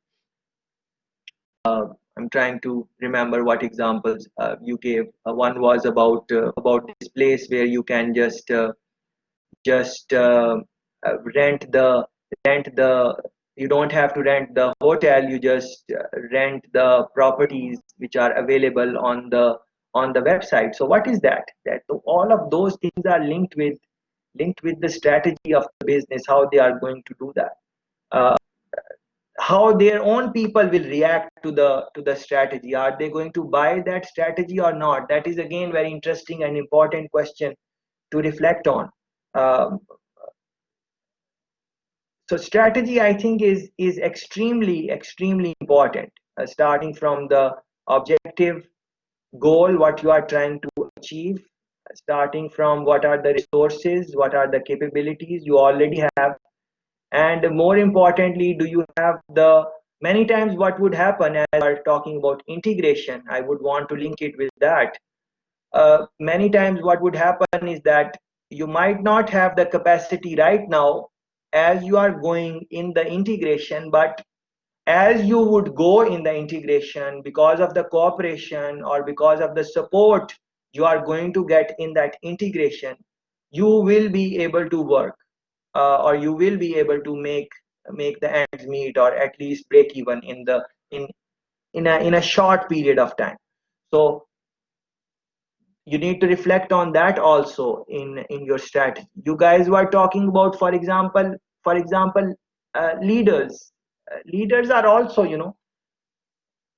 it would be same situation, it would be same problem, same type of complications in international business, but if you just change the leader, the strategy would change just by changing the leader. You can look it up, these international businesses, because are you guys aware of the problems, the situations which Nissan, big company, car manufacturer, they had? Their leader was involved in some type of, I think, corruption or something like that. You can read the details in your own time, and then how that impacted the strategy of the business. Yeah, please run a simple Google search and you will see that just because of the leader being involved in some type of bad practices, it impacted the strategy of the business. Nissan is big international business. And then what was the impact? Other companies you can think about. Let me think of something which we already, maybe any company which we spoke about a little bit and build on that. For example, in one of the sessions, if you guys remember, we spoke about Red Bull. Yeah, if you guys remember, Red Bull, international business, international trade, available across the globe. uh, when they started out their business, uh, what was the marketing, or what was the reputation that brand was getting? The reputation was that, and you can confirm it by reading, the reputation was that people were thinking that it is not a safe product. If you consume a Red Bull, you can even die, because when they launched the product, this happened that back in the day, you can read the case study on that if you have time, or just run a Google search and read the details in the Wikipedia or something like that. What happened is that when they launched it back in the day, some people did die. Uh, the reason was that they mixed Red Bull with some other drinks, and the reaction which that had, if you drink that, then of course uh, you can die and stuff like that. So this thing happened in couple of countries. Now, what was the strategy of the business at that time? What was the strategy of the leaders of Red Bull at that time? So what they did not clarify their position. They did not say that no, no, no, you will not die, please consume our product. They said that anything can happen. This drink which we have is a adventurous drink. So our target market is people who like adventure. So anything can happen when you drink this. Anything can happen. That type of responses they gave at that time. Based on these responses, there were couple of countries which banned Red Bull. So they said we are going to ban Red Bull. Red Bull cannot come in our country in any form. Not that they can build the plant, and we will not even import. They cannot export their product. So Red Bull is banned. So all of this triggered some interest in the consumers, like the ban. When the things are banned, people always, try to know why it is banned. Let me try it. What is in it? And then, so this is what happened. This was their strategy to make themselves big. So they linked it with the. So first, when people died, they did not clarify or try to say that people would not die. They say anything can happen. That is what they did. Then the countries which banned them, they were okay with that, and they were telling the world that yes, we are banned in XYZ country, because our product is, not everyone dies. Not everyone dies. This is what they were saying. But sometimes things happen. So it depends on how you consume. So all of this thing, this gave hype to the brand, and then they advertise themselves with the. If you look at the logos, look at the advertising lines of Red Bull. I'm kind of forgetting. Can anyone remind us what are the taglines? How do they advertise their brand? Red Bull? Anyone knows that? Yes, please go ahead. That Red Bull gives you wings. Yes, yes. Thanks, Balaz, for that. Yeah, so they say Red Bull gives you wings. Yeah, this is their tagline. This is their global tagline. Red Bull gives you wings. What is that? So we are human beings. We don't have wings, but human beings aspire to fly, and that is why these aeroplanes and these things were invented, because we aspire that okay, we can fly also. Uh, these flying machines which people are working on, and they are reality nowadays. If you click the link for technology which I have posted in one of the sessions, you would see that I have given examples of these companies which are training people to fly. They put the equipment on the body and they make you fly and stuff like that. So yes, going back to what Balaz mentioned, Red Bull gives you wings. So a human being can get wings. It is linked with adventure. Yeah, you will be able to fly once you have that Red Bull and stuff like that. If you look at their bottle, their packaging, they of course these products are not good for health and so on. We know that. We should not consume that. We are just trying to understand the strategy of a business. What are the things they were talking about? And as I am talking about my example, which I selected as Red Bull, you guys also think about example of strategy and market penetration in international businesses or generally in business. Because shortly I plan to ask you that what examples you have for this, what have you observed? So going back to Red Bull, they linked it with this campaign which Balaz has mentioned. Red Bull gives you wings, and then look at their all of their advertising campaigns. You would see that they link their product with extreme sports. Extreme sports, yeah. So the sports which would give you some type of adrenal rush or something like that. I think one of their advertisement also shows that someone go all the up, somewhere up, and then they jumped from the launcher or something like that. I was seeing that some time ago. So quite extreme sport. So this is how they were able to, this was their strategy uh, from from from early days, linking their product with extreme sports, with adventure.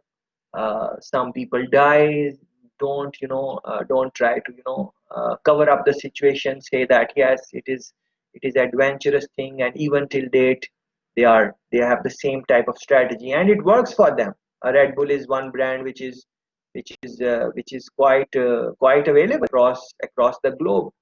Uh, and then the success they have in the global market, maybe not other brands have received that success. Maybe in their own country, in your own country, maybe there are other brands which create similar type of energy drinks and they are powerful, but I'm talking about international trade, international businesses. Yeah, so think about these things. Very interesting example if we are going to talk about strategy. So let me ask you guys now, when we are going to reflect on strategy of businesses, how they make their businesses successful in their country. If you are going to talk about local business, that is fine, and also international market. So you don't have to talk about international businesses, because right now we are just trying to figure out various strategies of businesses. So it can be a local business in your country. It can be generally any pointer on strategy, that when we are making strategy, what do you think are the key things we should keep in mind? Uh, and then, of course, it can be an international business also. So there are other examples which I can give you, but I want to hear from you guys. I gave you one example, Red Bull. If something is not clear, read more on this. I think it is very exciting example when you are talking about strategy, and still it is, even in today's world, it is um, quite an interesting campaign which they run. But you don't have to look at Red Bull. You look at the companies which excite you and you like it. Last point about Red Bull I want to make is that I was looking at the bottle, Red Bull bottle, and trying to see what are the words they use and stuff like that. So on their bottle, on the Red Bull, they said that students, people who work in intense situations where you need a lot of focus, these type of people, they appreciate this product.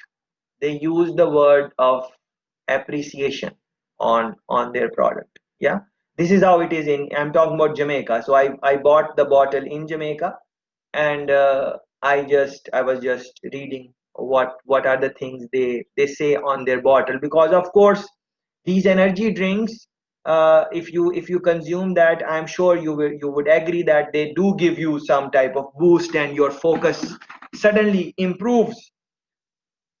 But they do, that is good if you want some focus in some point, but think about what are the products they would be using in that thing, the ingredients. They must be doing something in our body, something on a bigger level, that it kind of wakes us up. So these things are not, it's not healthy products. So that is why they did.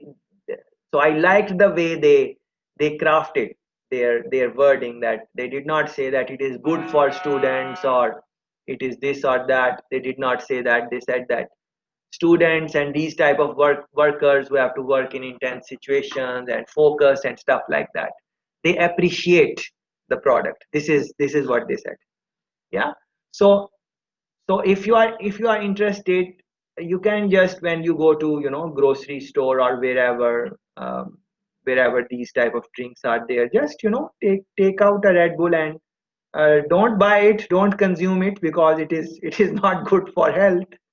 But just read what they say, what words they use, and not just for this product, all these different type of products.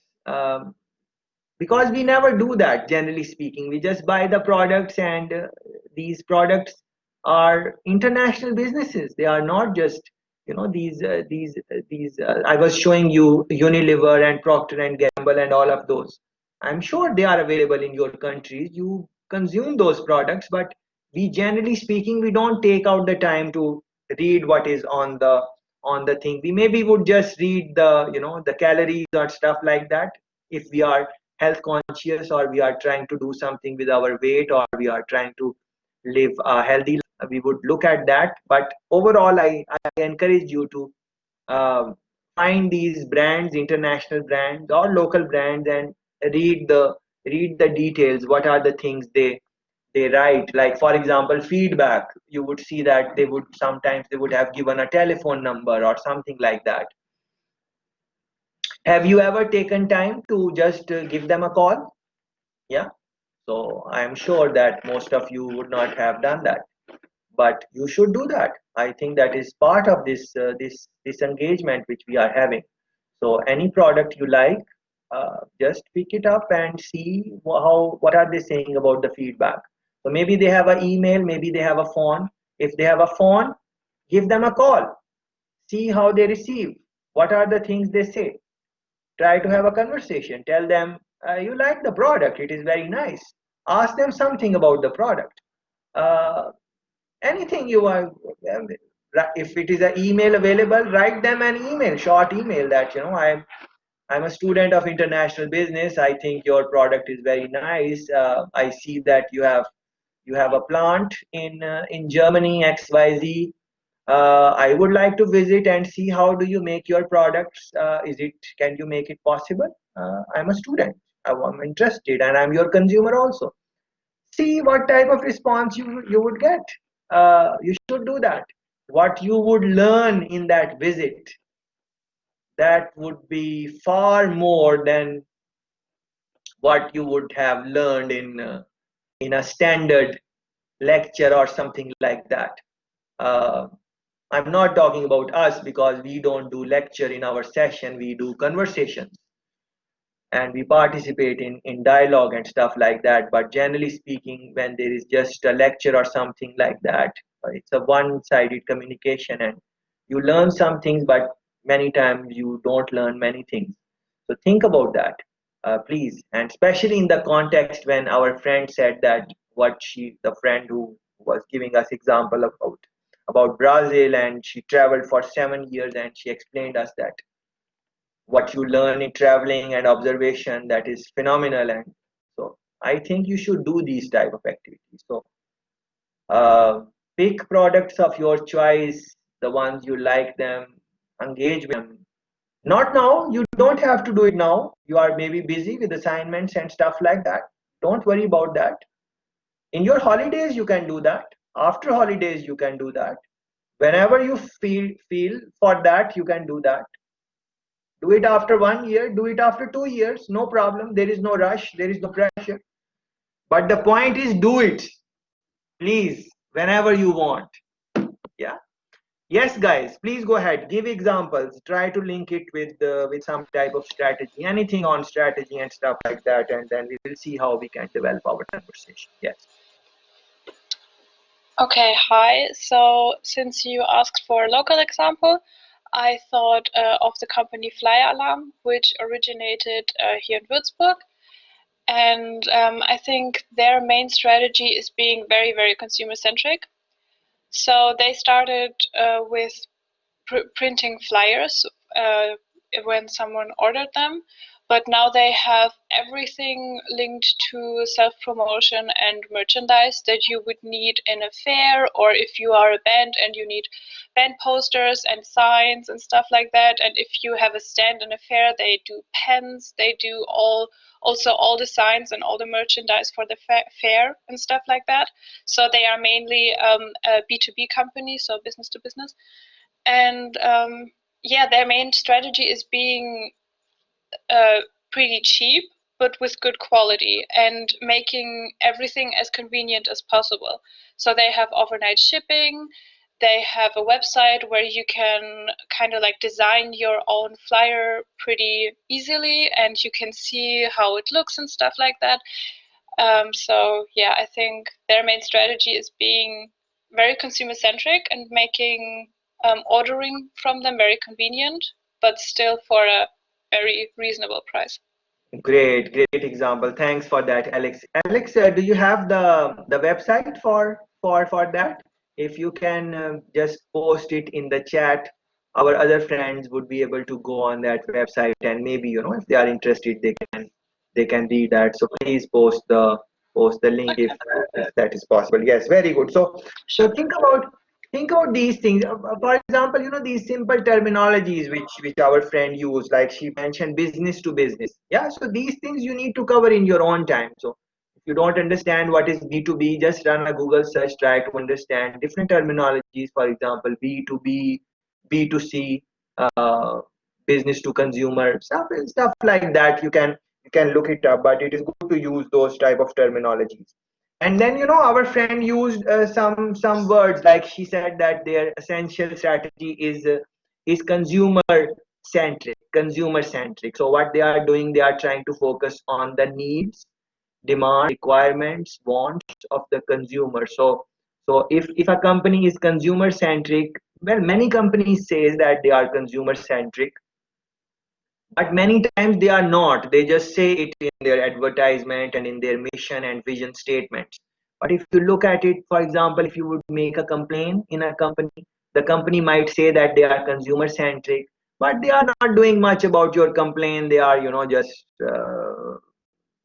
don't really care. So you would know that the company says that they are consumer centric. They are not really consumer centric. Yeah. But a company which is focusing on consumer, they are going to look at these things like, consumer feedback. They would be doing surveys.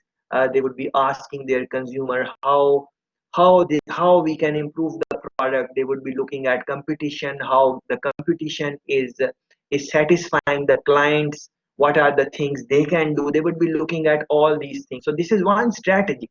that you are focusing on consumer. Yeah, very good strategy, nice. But there are other things which you can do also. But think about that. Consumer, yeah. So who is going to deal with the consumer? You are going to deal with the consumer. Who is you? You is not the business. You is your workers. You're the people who are working, your employees. Yeah. So if you make your company employee centric or employee focused, so what you are doing, you are trying to satisfy your worker, your employee, by good salary, by good working conditions, by providing good feedback, by providing training, traveling, education allowance, by doing all of those things which you guys know. So you are trying to satisfy your employee, your worker. When your worker is satisfied, he develops some type of relationship with the company. He likes the company. He enjoys coming to work. When that happens, when the worker is happy and he is going to meet the customer, he is going to make the customer happy because he is happy. He's happy with the working condition, everything. So he would generally be happy. Yeah. And he would try his best to accommodate the consumer, the customer, for all these reasons. So think about this. One is, you are what are you doing as an international business? You want to focus on the consumer and maybe not as on your worker, or maybe you are going to go back and focus on the workers. And if you focus on workers, we are assuming that they will automatically take care of the problems, issues, complaints the customer is going to come uh, with. Yeah. So these are interesting ways to, so think about this consumer, employee, and stuff like that. Think about other things also which I did not mention, but let me mention them briefly. Like, what is your product or service? You are, is it how you are going to differentiate your product? Is it how are you fighting on price? Like, you would want to give a competitive price. So if this marker, this pen is for €2, yes, you can make expensive and better quality pens, but you are going to do that with the thinking that you are also going to compete on the price. So your strategy is that you want to be affordable. You want people to buy your product. So that is why you are thinking about pricing. Uh, so that is your strategy. Other thing can be quality. There can be one company who is saying, well, we are not going to compromise on quality. We are going to get best quality to our customer, and in doing that, if price is a little bit more than the competition, we will try to bring it down, but we are not going to bring it down compromising on the quality of our service or product. So their strategy is focused on quality. So what we are trying to say that wherever your focus will be, customer, employee, quality, pricing, wherever your focus would be, then all of your decisions are going to be dependent on that. So think about that. A company which is focused on pricing, they are going to make different decisions. A company who is focused on employee engagement, employee motivation, employees job enrichment and job enlargement, the concepts you learn in basic organizational behavior, organizational development courses, it would be impacted on that. uh, if you are focused on consumer, you are going to train your workers how to take negative feedback, how to take criticism. Don't get angry when the customer is complaining. Don't get angry. On the other hand, you will tell your worker that, just like, you remember yesterday's clips which I was explaining, and I was asking you guys to watch them in your own time. And one of the clips I can relate with this discussion we're having right now is that when if the company is consumer oriented, customer oriented, they are going to tell their worker that if and when, and this will happen, that the consumer is going to complain or they are not going to like or whatever, When they do that, please don't get angry, please don't, shout back or anything. Listen calmly, take note, reassure them that you are going to look into these things and stuff like that. Try to satisfy the consumer, and they will tell their worker, their employee, that when a consumer is complaining, it is not a bad thing, it is not a negative thing. It is our opportunity to get rid of that complaint and bring that consumer, customer closer to us. This is the mindset that company will have. So they will not worry about complaints. So if I'm international business, I'm offering my product and you complain. If I'm consumer centric, I am not going to take that negative. Of course, if it is something which does not make sense, or it is sometimes customers. So when we were discussing this topic with sixth semester, they made the point that customer is the king and stuff like that. But they also made the point that sometimes customers can be unreasonable also. So yes, we need to think about that. But no matter what they are saying, at the end of the day, we have to be maybe mindful of the words which we are going to use, just like yesterday's discussion or the day before, when we were talking about negotiation and the choice of words, and I showed you a clip. Those things are very important. So reflect on these things, the terminology, business to business, business to consumer. And there are others also. You can, I think there are 6 7 different ones. You can run a search on that. Consumer centric, employee centric. How you are going to differentiate? Is it quality? Is it is it uniqueness of the product? Is it the luxury which you are going to give them? We were talking about BMWs and stuff like that, and comparing them with Toyota in one of the sessions. One is offering more luxury, but maybe they will not run for as many years as the other company's product is going to run, because they are not putting a lot of technology, so the chances for the product to last for a longer period of time are more. Those type of things you can think about. Yes, next one please. Hello, Tashfin. Hello, everybody. Yes, Can you hear me? yes, hello. Yes, I thought about what if a student want to enter the market now, like you have proposed. What is to consider in this topic of strategy?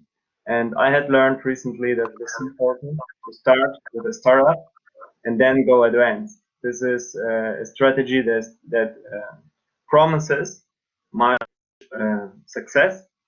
And in this startup, the culture you should choose, I think, well, we have learned in cross-cultural management, there are 4 different cultures we can choose, like incubator, guided missile, family, or Eiffel Tower.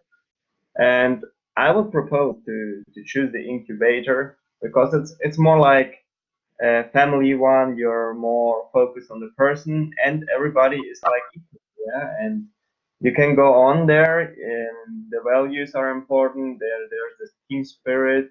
Everybody wants to do something, because everything is new and something can be reached. So the potential is undeveloped, and everybody knows it.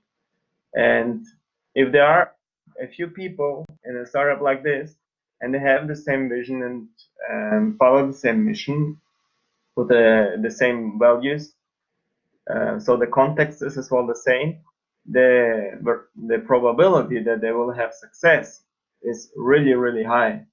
I just wanted to share with you this. If someone wants to start with business international. Yes, thanks for that. And I remember yesterday also we were speaking about similar things, and you mentioned how you would want to maybe start something in some of the Caribbean countries and stuff like that. So yes, so think about these things. Collectively speaking, strategy, quite a diverse topic. Like even if you are going to start like this your startup or stuff like that, are you going to do it alone? Are you going to do it with partnership? Who your partners would be? how you are going to fund, self-funding. Are you going to put in your stocks and people will get them IPOs, stuff like that? That is, you need to think about that. All of these issues, very interesting, very interesting, very interesting. Next one, please. Okay, so I just wanted to say a little bit about Starbucks, Yes. what their strategy is. So when they first came to Germany, they did a joint venture with Karstadt Quelle, which was a big retail store in Germany, and they tried to take the experience from the big company into integrating their knowledge into entering their market. And they also had an agreement that the Starbucks stores would be in the Karstadt retail stores. So because it was very popular, so everybody, so many people could see the new stores. And their strategy was or is that they sell, or they want to sell their coffee with at a very high price, but it's supposed to be very good quality. And they also focus on their customer service, and that the customer stays in the shop for a long time. So they offer like free Wi-Fi. Yes, So very. you spend more time there, and maybe if you had your coffee, you're like, oh, maybe now I want a piece of cake, or I'll just have another one. And so yeah, that's a pretty good Excellent. strategy. Yeah. And also the place where they are located, I Location. would say, is also very important. I don't know exactly how it is, but I notice it's obviously in big cities. And in the city center, it's like maybe 2 or 3 or 4, it depends, maybe 5 stores. But in the smaller cities, there are no stores. So if you see one, for example, I live in Fürth, which is near Nuremberg, and they have like, I think 3 or 4 stores. So when you're in Nuremberg, you're like, okay, I'll just grab one. I don't have it in my city or something. Yes, So yes. it's more exclusive, but it's also not exclusive. So kind of in Yes. between. Yes, this Yeah. is a great Starbucks is a I'm very happy that you mentioned Starbucks. I was not thinking about the company, but as you mentioned, this is a we should discuss Starbucks that in international trade, international business. Without talking about Starbucks, I think it is not a good idea. So thanks for bringing in Starbucks in this. Very good. And our friend mentioned couple of things. For example, location. So location of the franchise, for example, where exactly they would be. These companies spend a lot of time in understanding what would be the location. And our friend mentioned that what they do on that. Another thing she mentioned is the is the facility that you come to these type of shops, and it is not just Starbucks. You would see, if you observe, you will see this type of strategy employed by other businesses also, that you would go there and they would have Wi-Fi, free Wi-Fi. You can use it. You can take the password or whatever, and you can use it, and then you can sit there for as long as you want. No one is going to really bother you. Sometimes people go and sit on type of shops and do their own work, and all they do is just bring one cup of coffee or something like that, and no one is asking them to leave, and they are sitting there forever. Sometimes people do meetings in these type of spaces also, depending on what is the nature of the meeting. So this is a strategy that people come, the Wi-Fi is there, internet is there, sitting space is there. You want to sit, you just sit, and just like our friend mentioned, no one knows, you just for a coffee, but because you are sitting there, you might get something else, like he mentioned cake, and then something else, and then maybe something else, and whatever, we don't know that. So that what is this? All of this is strategy. But what very nicely she has explained, but I want to focus on another aspect of Starbucks. So Starbucks international business, quite successful, a business. Uh, they are everywhere. They are in Jamaica.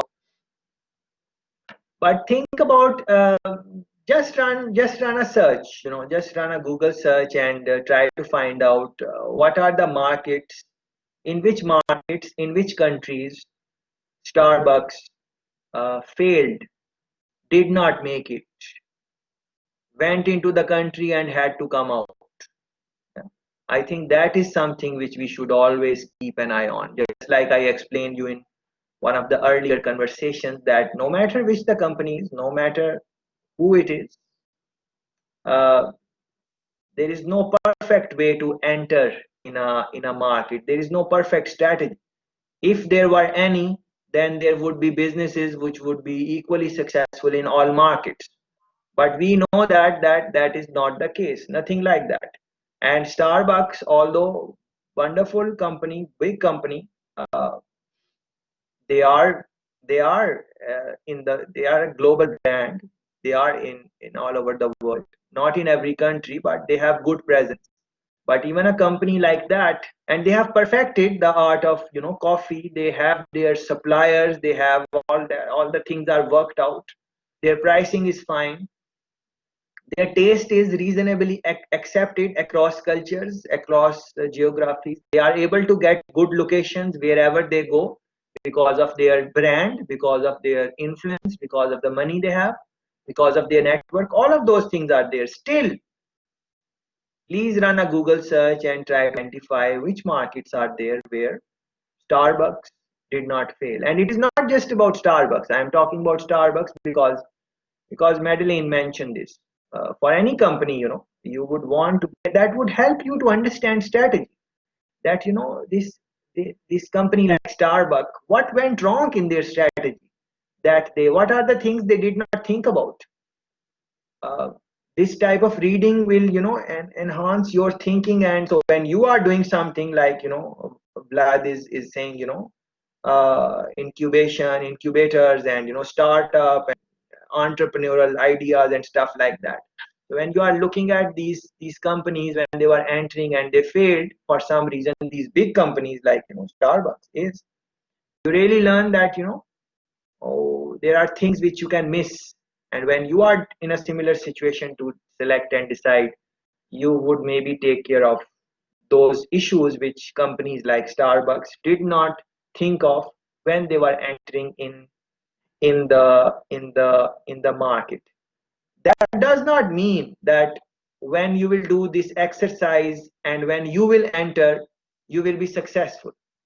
There is no guarantee. And please don't look for any guarantee. There is always some risk. You are just minimizing your risk maybe. But after all the careful thoughts and observations, still things can happen. Because when you will find out in which market Starbucks failed, you will find out that they did proper work and they did all the work which was required, risk management and everything.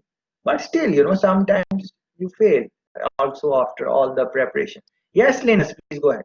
Yeah, so I just wanted to mention that Starbucks is also quite successful because they also have like a tax avoidance scheme, which they run in Europe. So they only pay a very low percent of taxes in Europe, like other big companies. And they tried to enter the Italian market and they failed quite big because very good. The Italians, they love coffee, especially espresso and stuff like that. But they have like a lot of competitors in Italy for sure. And the Italians really like their coffee in a very traditional way, not like in the modern way. Starbucks often serves coffee like with all special and fancy add-ons to your coffee. They don't prefer that. They like their espresso plain. So that's why they basically failed in Italy. Very interesting. Yeah, so a market might want it in a traditional way, and Italians have their own way of consuming coffee and stuff like that, and they have local competition. We are sure that Starbucks looked at that and they did their research and they looked at the other coffees which are offered, and at the end of the day they thought that, oh, our coffee is giving them this and this and they will like it because they like consume coffee. But when they entered in the real world, they realized that no, this is not the case. Yeah, very very interesting. Yes, Linus, you want to say something else? Yeah, no, that wasn't.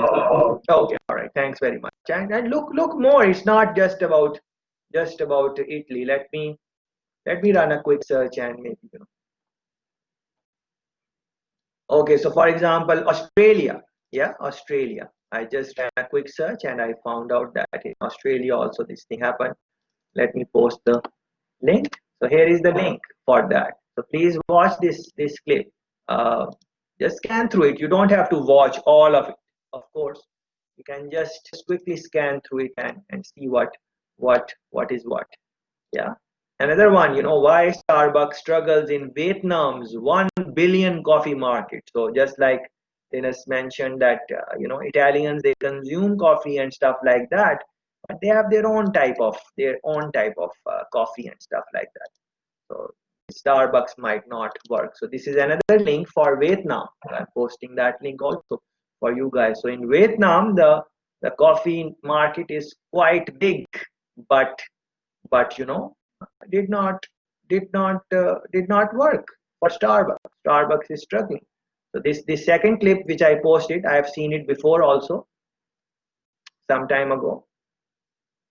It's very interesting clip. So please watch it in your own time, of course. Other companies also, like you can look at, for example, same if you are looking at Vietnam, McDonald flopped in Vietnam. I'm looking at this story. Yeah. So you can look at this one also. Yeah. So I also told you that McDonald came to Jamaica and they did not work. So I gave you this. Now I am giving you this example of Vietnam. And once you will do these type of searches, then the YouTube is going to auto generate the searches for you, because you know that whatever you are trying to find, then it kind of starts recommending those type of things. So do this search on your YouTube couple of times, and then you will start knowing more, like all different type of companies would start coming, and you will realize that what are the they did, and what are the things they missed, and what are the blunders they made. And just like the discussion for the leadership, what are the mistakes leaders make, you can think about this, that when the international businesses are entering in a market, what are the strategy blunders or mistakes, or the things they don't take care of, what are those. So the idea of all of this is essentially to reflect on that what are the things they miss out. So when we are in uh, some type of job or whatever, or a business, we at least have some sense of that, so we can kind of prove a little bit our business, or something like that.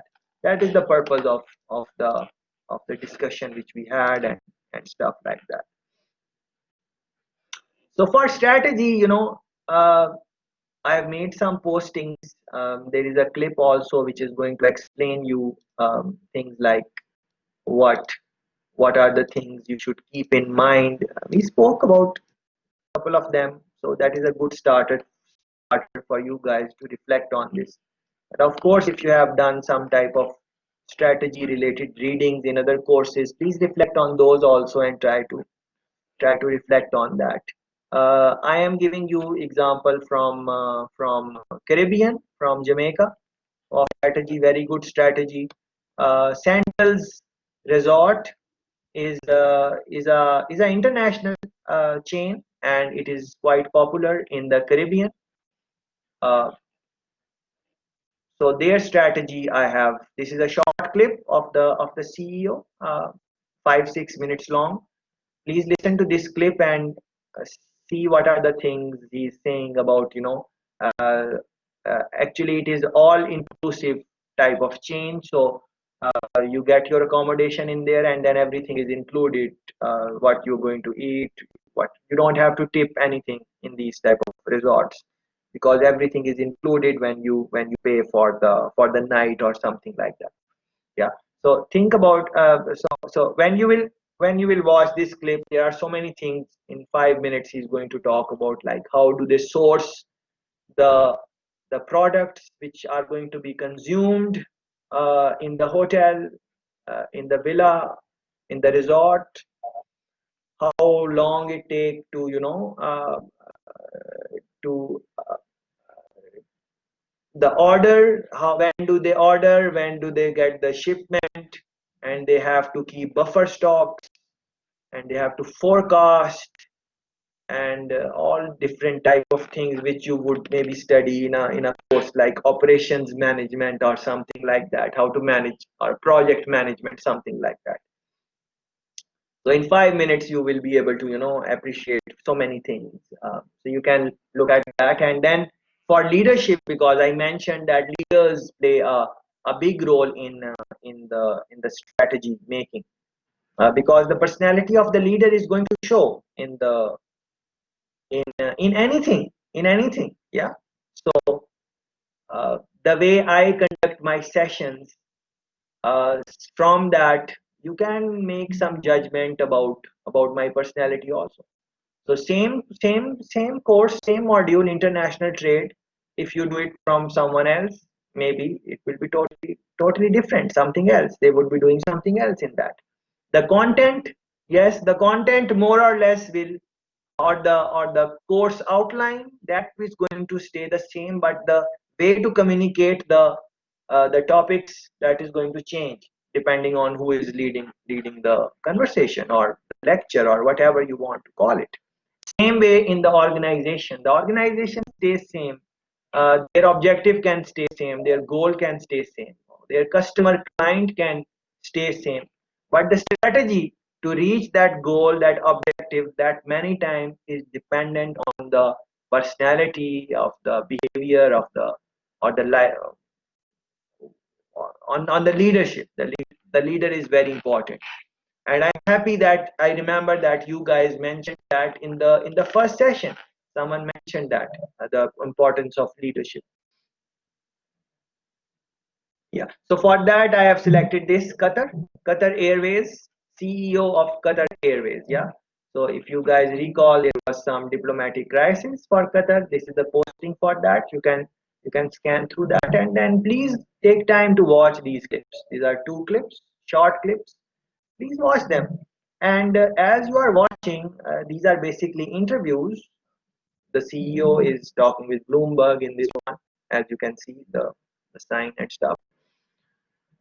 So as you watch these, look at the selection of words, look at the body language, look at the things he say about his competition, how he addressed them. He tells them that the competition does not matter. He tells them that we are okay, we are going to do well. His confidence, or you want to call it arrogance, whatever you want to call it. Yeah, all of those things, quite a personality. uh, I I don't think it is you hear these type of answers from CEO every day. If you will decide to listen to these conversations, especially the first one, you will be surprised that the CEO is talking like that against his competition, and he's not afraid of anything. And of course, that is now linked with many other things. The Qatar is, they have resources, they have means. It is a oil country, and the gentleman who is the CEO, he's backed by the monarchy, or the excellencies, or the prime minister, president equivalent level of leadership in that country. And he has their confidence. Maybe that is one thing which is making him speak like that. And also Qatar Airways is a good airline. It's not a bad airline. So from that also, maybe he's having some confidence, and then he talks about his strategy, what he wants to do in a short period of time. I think 5 minutes or something like that.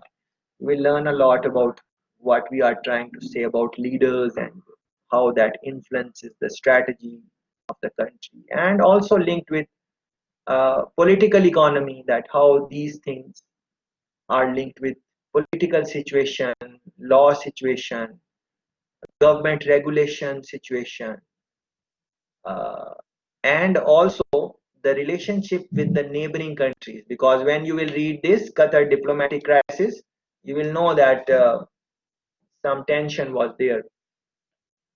Now, because the world is gone into this COVID-19, and most of the countries are focusing on that, so these other things are kind of dying down. But this is a little bit old story, I think, more than 1 year old or 2 year old, something like that. So look into that. I have added this posting for you. The best performing CEOs in the world. Yeah, best performing CEOs. Let me just open it briefly. Not going to go in detail, I think, but just to see if it is working. Yes, the link is working. Yeah.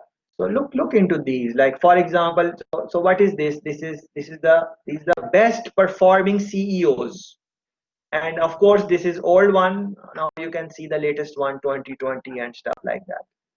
But look at this one. The which company is the number one? Inditex. Yeah, coming from Spain. Are you familiar with this guy, Pablo Isla? Are you familiar with the company? Maybe yes, but it's very likely that many people are maybe not. Are you familiar with this guy? United Kingdom, Martin Sorrell. Are you familiar with their company, WPP? Naveda, are you familiar with their company? So yes, you will be familiar with companies, but what I am trying to say that there will be many companies which you are maybe not familiar with. You will be familiar with companies like LV, Nike, and stuff like that. But then, if you look at the list, there would be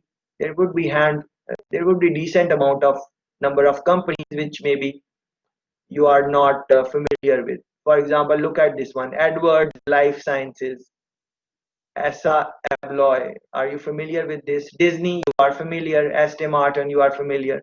But what I'm trying to say, I hope you got the point that unless you are very well read and very well exposed, there will be many companies which you are not going to be familiar with. Yeah.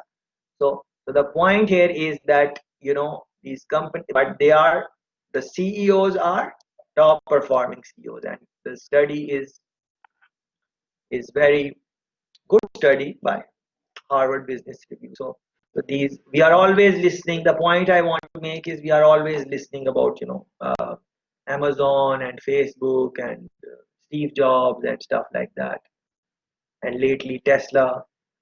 But if you look at these type of rankings, you will realize that the best performing CEOs are different. They are different people, and we are maybe not even aware of them, and they are maybe not too much in the limelight, but they are best performing CEOs. So to be successful in international businesses, international trade, as you would realize that list which I showed you, all of them are international businesses. They are not local businesses. So maybe one or two are not very well established in the international market, but almost 99% they are international in one way or another. So the point I want to make that we need to read about these best performing CEOs. We need to listen to their interviews. We need to read their columns, whatever we can do. If they have written some book or something, we need to at least scan it, at least read the summary or something like that to really understand that these people who are like best performing CEOs, what are the things they are talking about? What are the things they think in their experience they feel are important to be successful in international market? And then try to link those things with the theoretical things you would read in the book or the discussions which we have and which we will have in the future. So I think that is important. I have added a small very short book on this strategy. If you are interested, you can scan through this. For example, they will talk about 3 C's. One of them is, for example, cost. Yeah, so those things you would want to think about. Porter's strategy, you guys must be familiar with that. Five things important in Porter's strategy, something like that. You can think about that. 7S model by McKinsey, for example. You can think about that 7S framework. Yeah, what is that? You can reflect on that one. Yeah, something like this. So when you are looking at strategy, you are looking at the structure of the organization, systems, processes, style of leadership, style of different type of management, staffing, human resource, skills, competencies available, uh, uh, and then all of these things are linked with strategy also.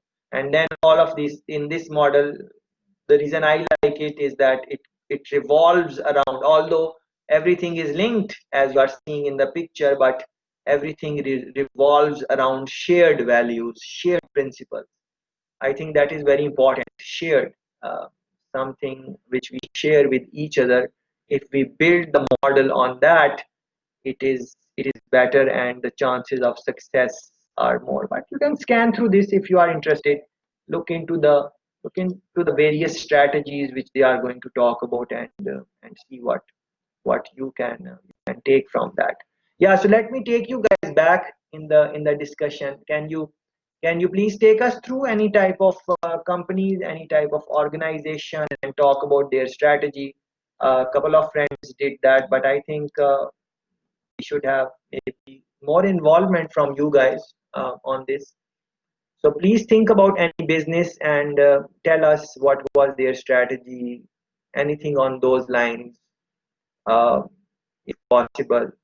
Uh, if something is coming in your mind, although some friends have given some examples, but just thinking that if more examples are coming in your mind, that would be nice. Alexandra has shared the link for flyer alarm.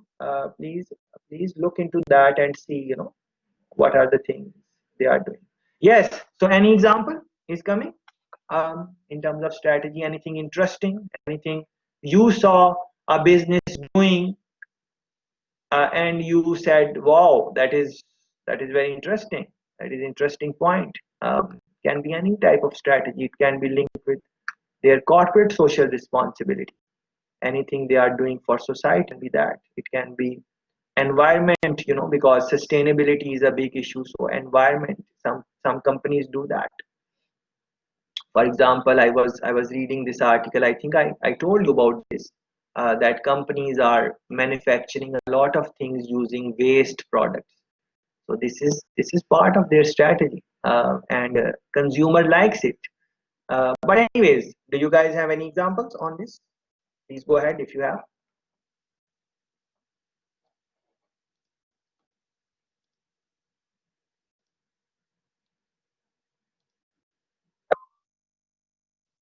Yes, please go ahead. Well, I would have an example for an alternative to Google. This will be ecosia.org. And why I would like to mention this is because they are making something really good for the environment. If you are making the normally Google search with them, you will contribute to ability that they will plant a tree. So just because of our searches online, they generate profit because they are paid by people who pay for advertisement. And they take a percentage of this money and invest it into planting of trees to make the environment better. And I think companies that would make things like that more often could really contribute to a healthier planet.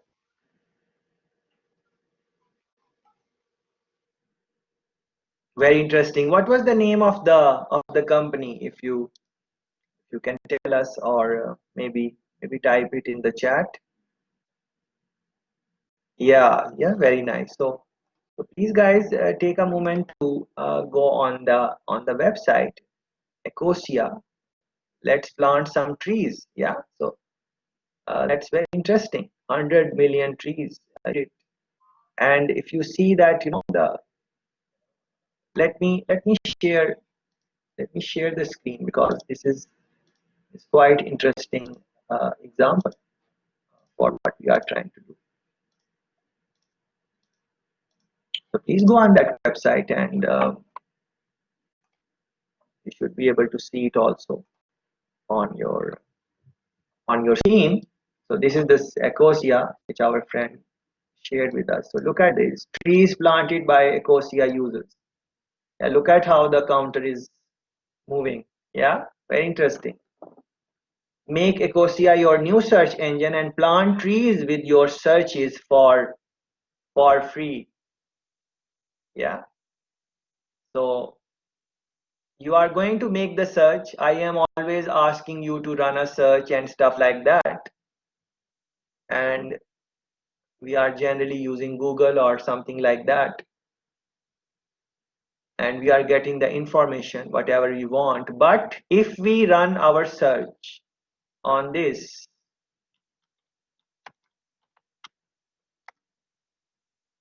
so I have just planted a tree just by doing that. Yeah.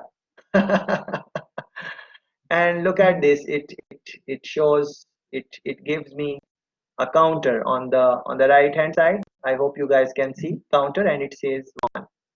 Yeah,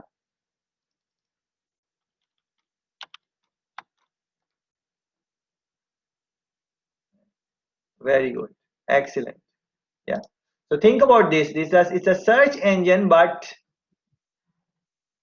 and I realize that they are not, it's not for every search. It is, I think, after certain number of searches you have conducted, certain time of engagement or something like that, there must be something in their algorithm, and then they will give you that search, that idea that you have planted a tree. Very interesting. So this gives you, all of us are, we want to protect the environment and sustainability and those type of things. And then a company is saying that, okay, if you use our search engine, we will help you plant some trees. Yes. And same thing, think about it, different businesses do that. Like, they would say that if you for every euro you spend on business with us, we give 1 cent or 5 cent or whatever to the charity, or uh, to someone who is underprivileged or something like that. And people can link with that okay, I'm going to buy from this place, but if I buy from the other one, they are going to uh, give the charity or something like that. So these are strategies which businesses use. uh, and as a consumer also, we also leave with that good feel good factor, that okay, we contributed in some way to the society. That is very interesting example. Yeah, think more about these type of examples. Like, try to think about the what are some of the things companies are doing to engage their consumer, to get more engagement, more loyalty, more usability from the customer. What are the things they are doing? So this is one example you guys mentioned. Some of you mentioned Starbucks example, that these are simple things. You go in the shop and you can use the internet and you can just sit there. Yeah, very simple, but quite an effective strategy, because there are other shops which do not appreciate if you sit there without actively consuming their products and whatever, because of size or because of whatever the reason is. Sometimes some places would ask you to leave also, that if you are not consuming anything for some minutes now and you are done, they would say, well, you have done what you wanted to do, now you can leave. And you can compare it with the strategy of Starbucks, which our friend explained. Yes, please go ahead with any other example if you have. Yeah, hi. I just wanted to mention something that is maybe like indirectly contributing to a firm's strategy, and it's also what Starbucks does and a lot of other firms to to create a good atmosphere and to get a more personal relationship to their customers. It's that people don't address you with your last name, but they are on a first name basis or first name terms. So actually they're addressing someone in a very informal way, in my opinion. I mean, it also depends on what you're used to and maybe what your culture is used to. And I would say that at least in Germany, normally when you're in a like specific age or with a certain age there, people have to say you in a very formal way to you, but some companies don't do that, and they definitely do it on purpose to just connect with you on another level. And I feel like sometimes it's very convenient, and especially if it's just for buying a coffee at Starbucks or something like that.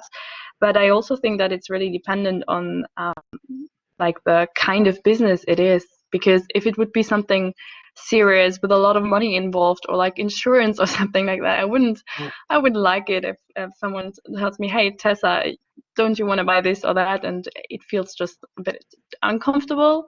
But if it's this cozy situation, it's about the warm atmosphere and like chit chat and that stuff, it definitely fits. But I was confused a few days ago because I got a phone call from, I think, a telephone company, because we had some issues, and I think they said, like, they didn't know my first name, but they didn't say like the U with capital letters. I can't explain it in another way, but Yes, it was kind of weird to have someone on the phone who doesn't know me, who doesn't see me, so it's not a real interaction, but he says like, hey you, and he's very like on a friendly basis. So that was maybe kind of weird, but I think for some businesses this strategy, or like this small thing, does really work out.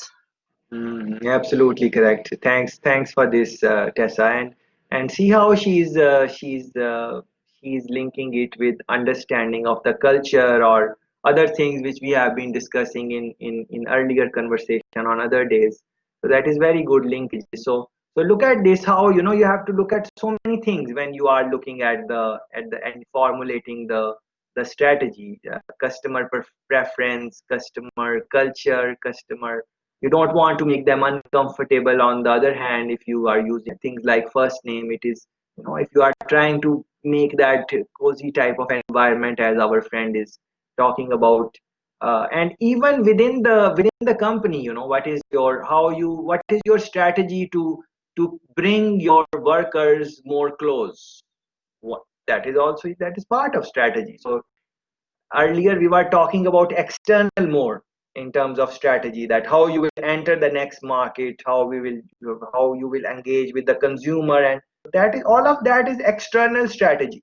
But there is equally important is internal strategy, that your employees, your workers, what is your strategy to bring them closer, bring them together, more cooperative, more engaged? What is yours? So you have to think about it. If people are going to take their other people's second name, or call them with a Mr. or Miss or whatever, Miss Richard. So if I have to call, so let's say Tessa is there, and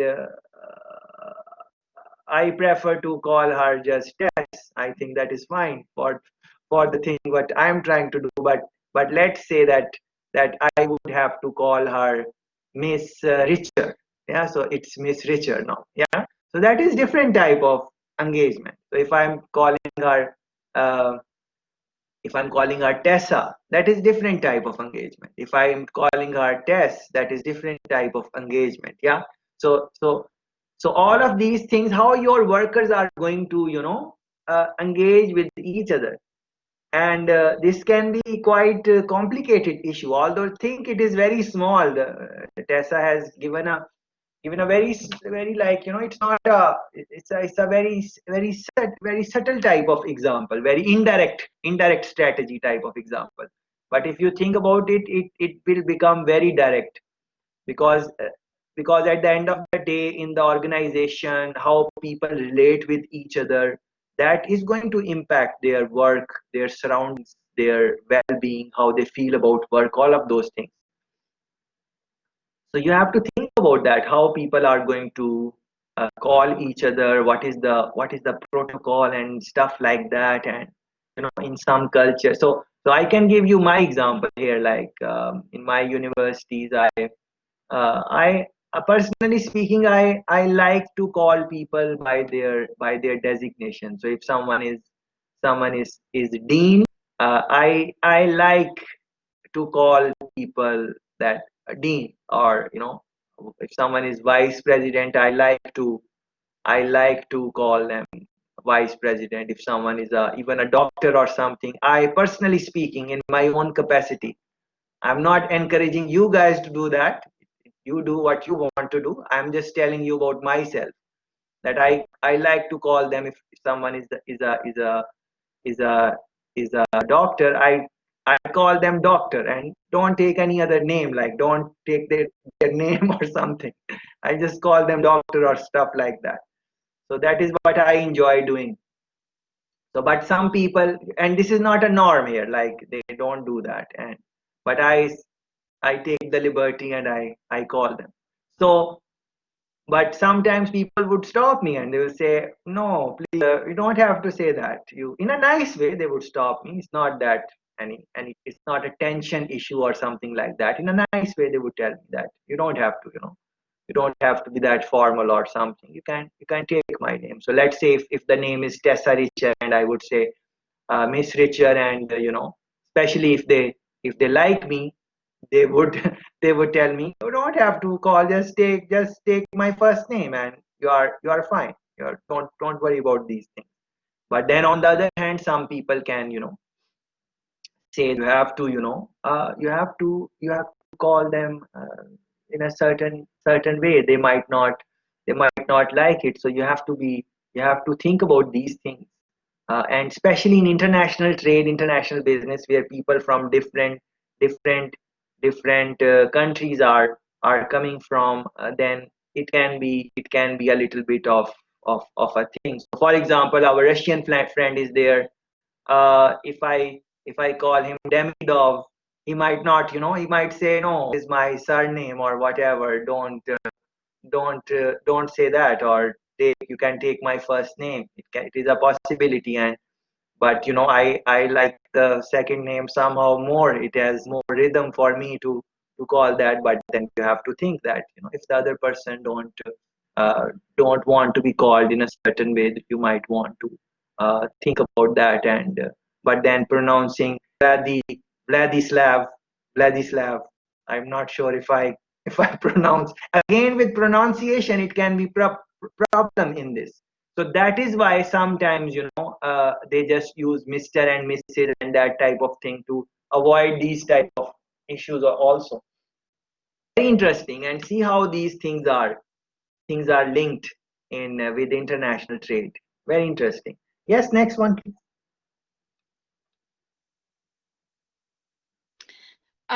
I want to talk about Tesla because Yeah. recently I did some research on this company in Forbes. I found out that, for example, BMW, they spent for their new car about 12,000 euro for marketing, like it's pro car.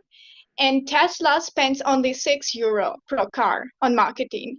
And I just wanted to speak about the strategy they use. So if we read their mission and vision, we would know that their primary strategy was to accelerate the advent of sustainable transport by bringing compelling mass market electric cars to market as soon as possible. So they strive to be a mass producer. But what they actually do is quite opposite. So they don't start with economy of scales and reaching the lowest price and reaching every possible consumer. They start with really luxurious product, which is very costly. But they still are successful in their way. So recently they beat General Motors in the United States, and they are on their way to achieve this scale. And finally, they have in their strategy to lower the price and to be available for every consumer. But I mean, the way they started is not conventional. It's not like the other automobile companies has started their business. And you mentioned the importance of leadership. I think it's also very important in this case because what the Elon Musk is doing. The whole world is observing his behavior, his actions, his words, and maybe that's the reason they don't need any like that much money on marketing, and like, because it's hilarious when we think that Tesla spends per auto only €6 on the marketing. My God, my God, my God. What an example you have shared, Lena. Very interesting example, and how beautifully you have linked that. The leader, if the leader is of the personality or characteristics of Honorable Elon Musk, then the world is already watching what they are doing, so they don't have to spend as much money as. So BMW is a wonderful. They make wonderful cars, no doubt about that. But think about it. Think about these figures: €12,000 versus €6. So of course, other things are involved, but leadership is one thing which is involved. But let's not just get carried away by leadership. Let's talk about some other thing also. So Tesla, if we are going to talk about, what are they into? They are into electronic car markets, electricity ran car. Yeah. So please see that the batteries which are being used to run these cars, electric batteries. If you will study the industry, you will know that they are in the early days now. So there is a lot of improvement which is needed to make the good quality, long-standing, global in terms of global outreach electric batteries. There is some time when the world will reach there, but this thing has started. And also make note that electric car market, once Tesla is in the game for some years now, there is no car manufacturer. There is no car manufacturer in the world, based on my understanding, and you can correct me if I say something wrong. There is no car manufacturer in the world, the big ones I'm talking about, that they are either have not already launched an electric car, or they are in the process of making one. Based on my observation of the industry reading, there is no big car manufacturer in the world right now. But a couple years ago, people were not really talking about electric cars, to be honest, because there are many issues. The electric car, you have to, how long that charge will last, how many kilometers you can, run it, the infrastructure which is required. If a country is going to launch electric cars, you need different type of pumps where they will get the charging and all of those things. So yes, in the developing countries, you see that electric cars are there. When I came to Europe last year, I saw a lot of electric cars, and I actually, first time I sat in a Tesla taxi was in Germany. Yeah, so I called a taxi, and the guy comes in Tesla, and that is the first time I sat. So I told this also, and I asked him to run it fast, drive it fast, just to see that how it drives, and he did it for me. So he accelerated the car, and it was quite thrilling. It was quite a fast car which he had. I'm forgetting the name of the car, which exact brand it was, but it was Tesla. And there was no sound, of course, like it is electric car. So I had that experience. So what I'm trying to say that, yes, leadership style, the focus is there, and the things leader is doing, and the things the leader did, and it kind of led other competition to start working on that. So just few years ago, people are not into electric cars, and now at least they are either they have launched, or at least thinking on this, and they have not just thinking, they would have some type of thing on their website that electric car is coming in 2020 or 2024, or we are working on prototype. Yeah, so this is how the industry is shaped. Of course, other things are there, oil prices and those type of things, and of course, environment sustainability is linked with this also. That is a very good example to reflect. Excellent job. Yes, let's take one more if possible. So tell us about any company, any organization, international or not international, whose strategy of any sense, strategy of human resource, strategy of marketing, strategy of anything in supply chain, you like anything on that. It can be simple things like, some businesses, international businesses, they have very lenient return policies. That is their strategy to satisfy the consumer. So they would say, yes, you can. For example, USA, you can get some shirt and maybe wear it and sport it, and after wearing it couple of times, you can go back to the shop, and you can as long as it's not obvious that you wore it, and the label is there, the tag is there, don't remove the tag, and you go that you want to return, they don't ask you any question.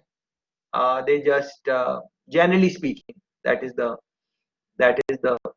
uh, sometimes they would know that you wore it, but still they would satisfy the client, and they would say, no problem, you can exchange it, you can take something else. As a matter of fact, I have seen some people also that they were wearing the shirt or pant or whatever, and the tag was coming out, and I told to them that it seems like you you want to wear it now in front of us, and then you're going to return it. Of course, they were embarrassed a little bit, but then I said, all right, no problem, you do what you have to do. But these things, this is a strategy, interesting strategy. On the other hand, there would be other businesses where they say that no refund, you can only exchange, no refund, we will not give you back your money, we will only exchange it, and for exchange it is only for 3 days. Within 3 days you can do that, or within 7 days you can do that, stuff like that. On the other hand, there would be some businesses which would say, no problem, you can return within the month. If this don't fit you, you go home, you test it, it does not fit you, come back, we will return it. But very few businesses are there which are going to reimburse you, like give back you the money and you will go out. That is few. But these are different strategies to satisfy clients and stuff like that. Yeah. So yes, let me take one more example if possible. Anyone else has some interesting example? Anything you want to share on any strategy, any experience you had while finding, while a ticket airline industries. We did not speak about that, but airline industry has very interesting. Yes, Yoni, please go ahead. I actually just thought of one strategy, but it's not related to any. It is kind of related, but yeah. In Malaysia, you can see that in Facebook, a lot of people they sell stuff online in Facebook through live videos. I think this is very Malaysian. I have never seen in any country yet, at least not in Germany. Like people will sell different kind of stuff like clothes, even seafood, some snacks, accessory, whatever stuff. They sell it through this live video in Facebook. For example, they sell clothes they will wear in front of the video and let you see how it is when you wear it, and they let you see how is it if you wear it. And I actually found out this idea is from a company called Taobao. You know Taobao, it is the biggest online shopping in the Chinese market. It's from Alibaba, and because in Taobao they started this trend that they invite a lot of celebrities to go to their live videos and personally try out their products for the audience. So they use celebrities to attract the audience, and actually this increased a lot of sales. and that's why I think those Malaysian sellers, mostly they are private sellers. They are not, they don't belong to any company, but they are just selling privately. They sell stuff also through this method, and actually it is working very well. And a lot of people will watch this live video, and I think they use kind of a software. I don't know if it is part of Facebook. If you want to buy something, you can just comment some code in the comment section, and then there is a robot will send you a message to tell you how to buy it. Yeah. So I guess this is kind of stuff in Asia probably. Yeah. Very interesting example. This celebrity part. I was not aware of that. Like the celebrity would come on the video, and if I want to wear this, I want to buy this shirt. The celebrity will come on the video and wear this shirt for me and show me how it looks. This company will invite the celebrities to their office, for example, and they set up the video session, the video and backgrounds, and the celebrities will try on this product in front of the cameras and promoting the products. Yeah. Oh, promoting the product. Yeah, yes, it is promoting the product like live. Yeah. Yes, I think it's kind of new, and I only know this kind of stuff from Asia yet. Yeah. Thank you very much for bringing this valuable information to us. I was not aware of the celebrity trying it for the people, but now you explain, so it makes sense. So that I have seen. First, I thought that for individual consumer, the celebrity is going to wear it, but you are saying no, they are overall marketing. So the products, whatever products they have, the celebrity would come wear those products in a live session, so the people would be able to talk and see the celebrity or also, of course, and same time look for the product. And so it is doing a couple of things there. So very interesting strategy for the business to use these technologies, the mediums like live videos, and they are using Facebook for that. Very interesting. This is very interesting. Think about this, these companies like, see, Facebook started out as a connecting website, but today if you look at Facebook, they are far more than just a connection. See how many different Facebook is offering in different markets. Same thing for Amazon. See how many different things. They are not just a seller of books or something, or seller of things. They are going into different business, very well diversified. Same for Google. If you think about that, they are going into so many international businesses, international trades, international activities in products and services. So it's a possibility. I'm just sharing my thoughts that it is a possibility that we might have a bank, Facebook bank. Yeah. So think about how easy if Facebook decides to launch their bank, where would you bank if you are using Facebook? You are going to bank with Facebook because you are already there, your account is there.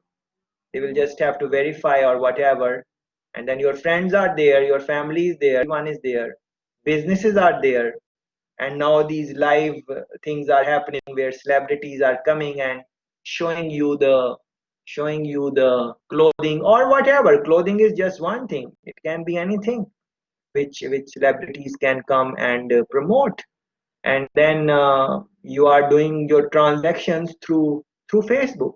You have a Facebook card, just like you have a Visa card or MasterCard or something like that.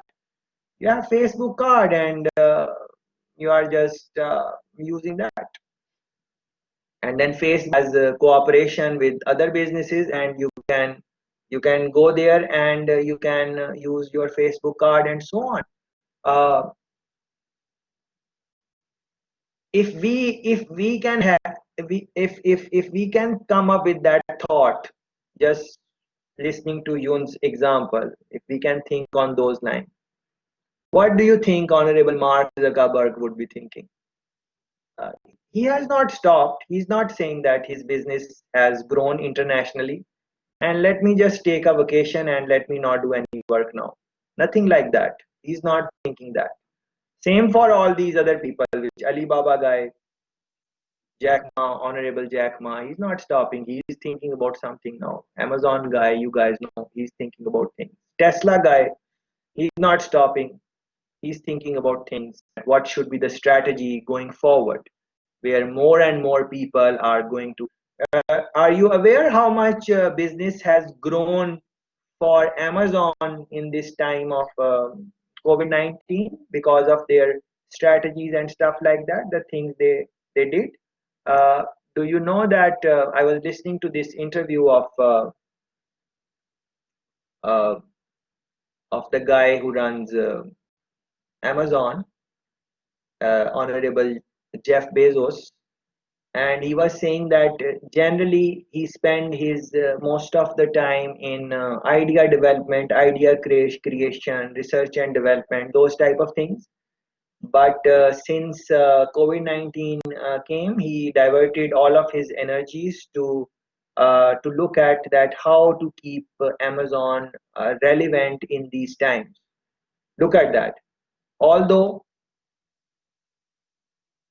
when things are going to go online and people are going to try online mediums, they are going to try Amazon anyways. But still, the chief of the company is saying that I have changed my routine in these times. I am focusing on how to keep Amazon relevant in this time, because he understand that his competition is going to do many things in these times to grow their businesses so that more people are using their platforms.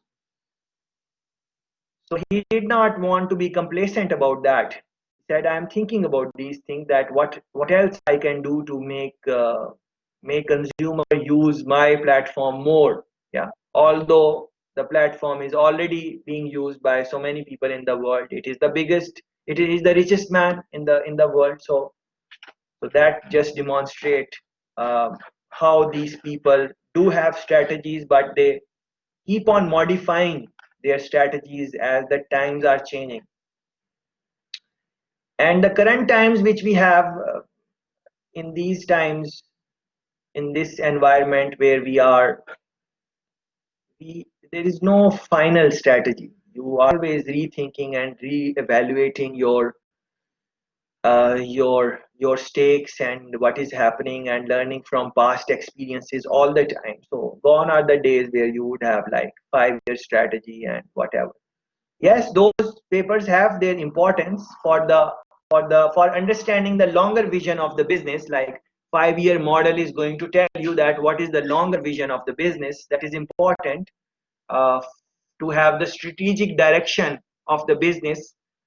But strategy is also something that every day you are on a lookout, because consumer taste is changing. You are competing in international market.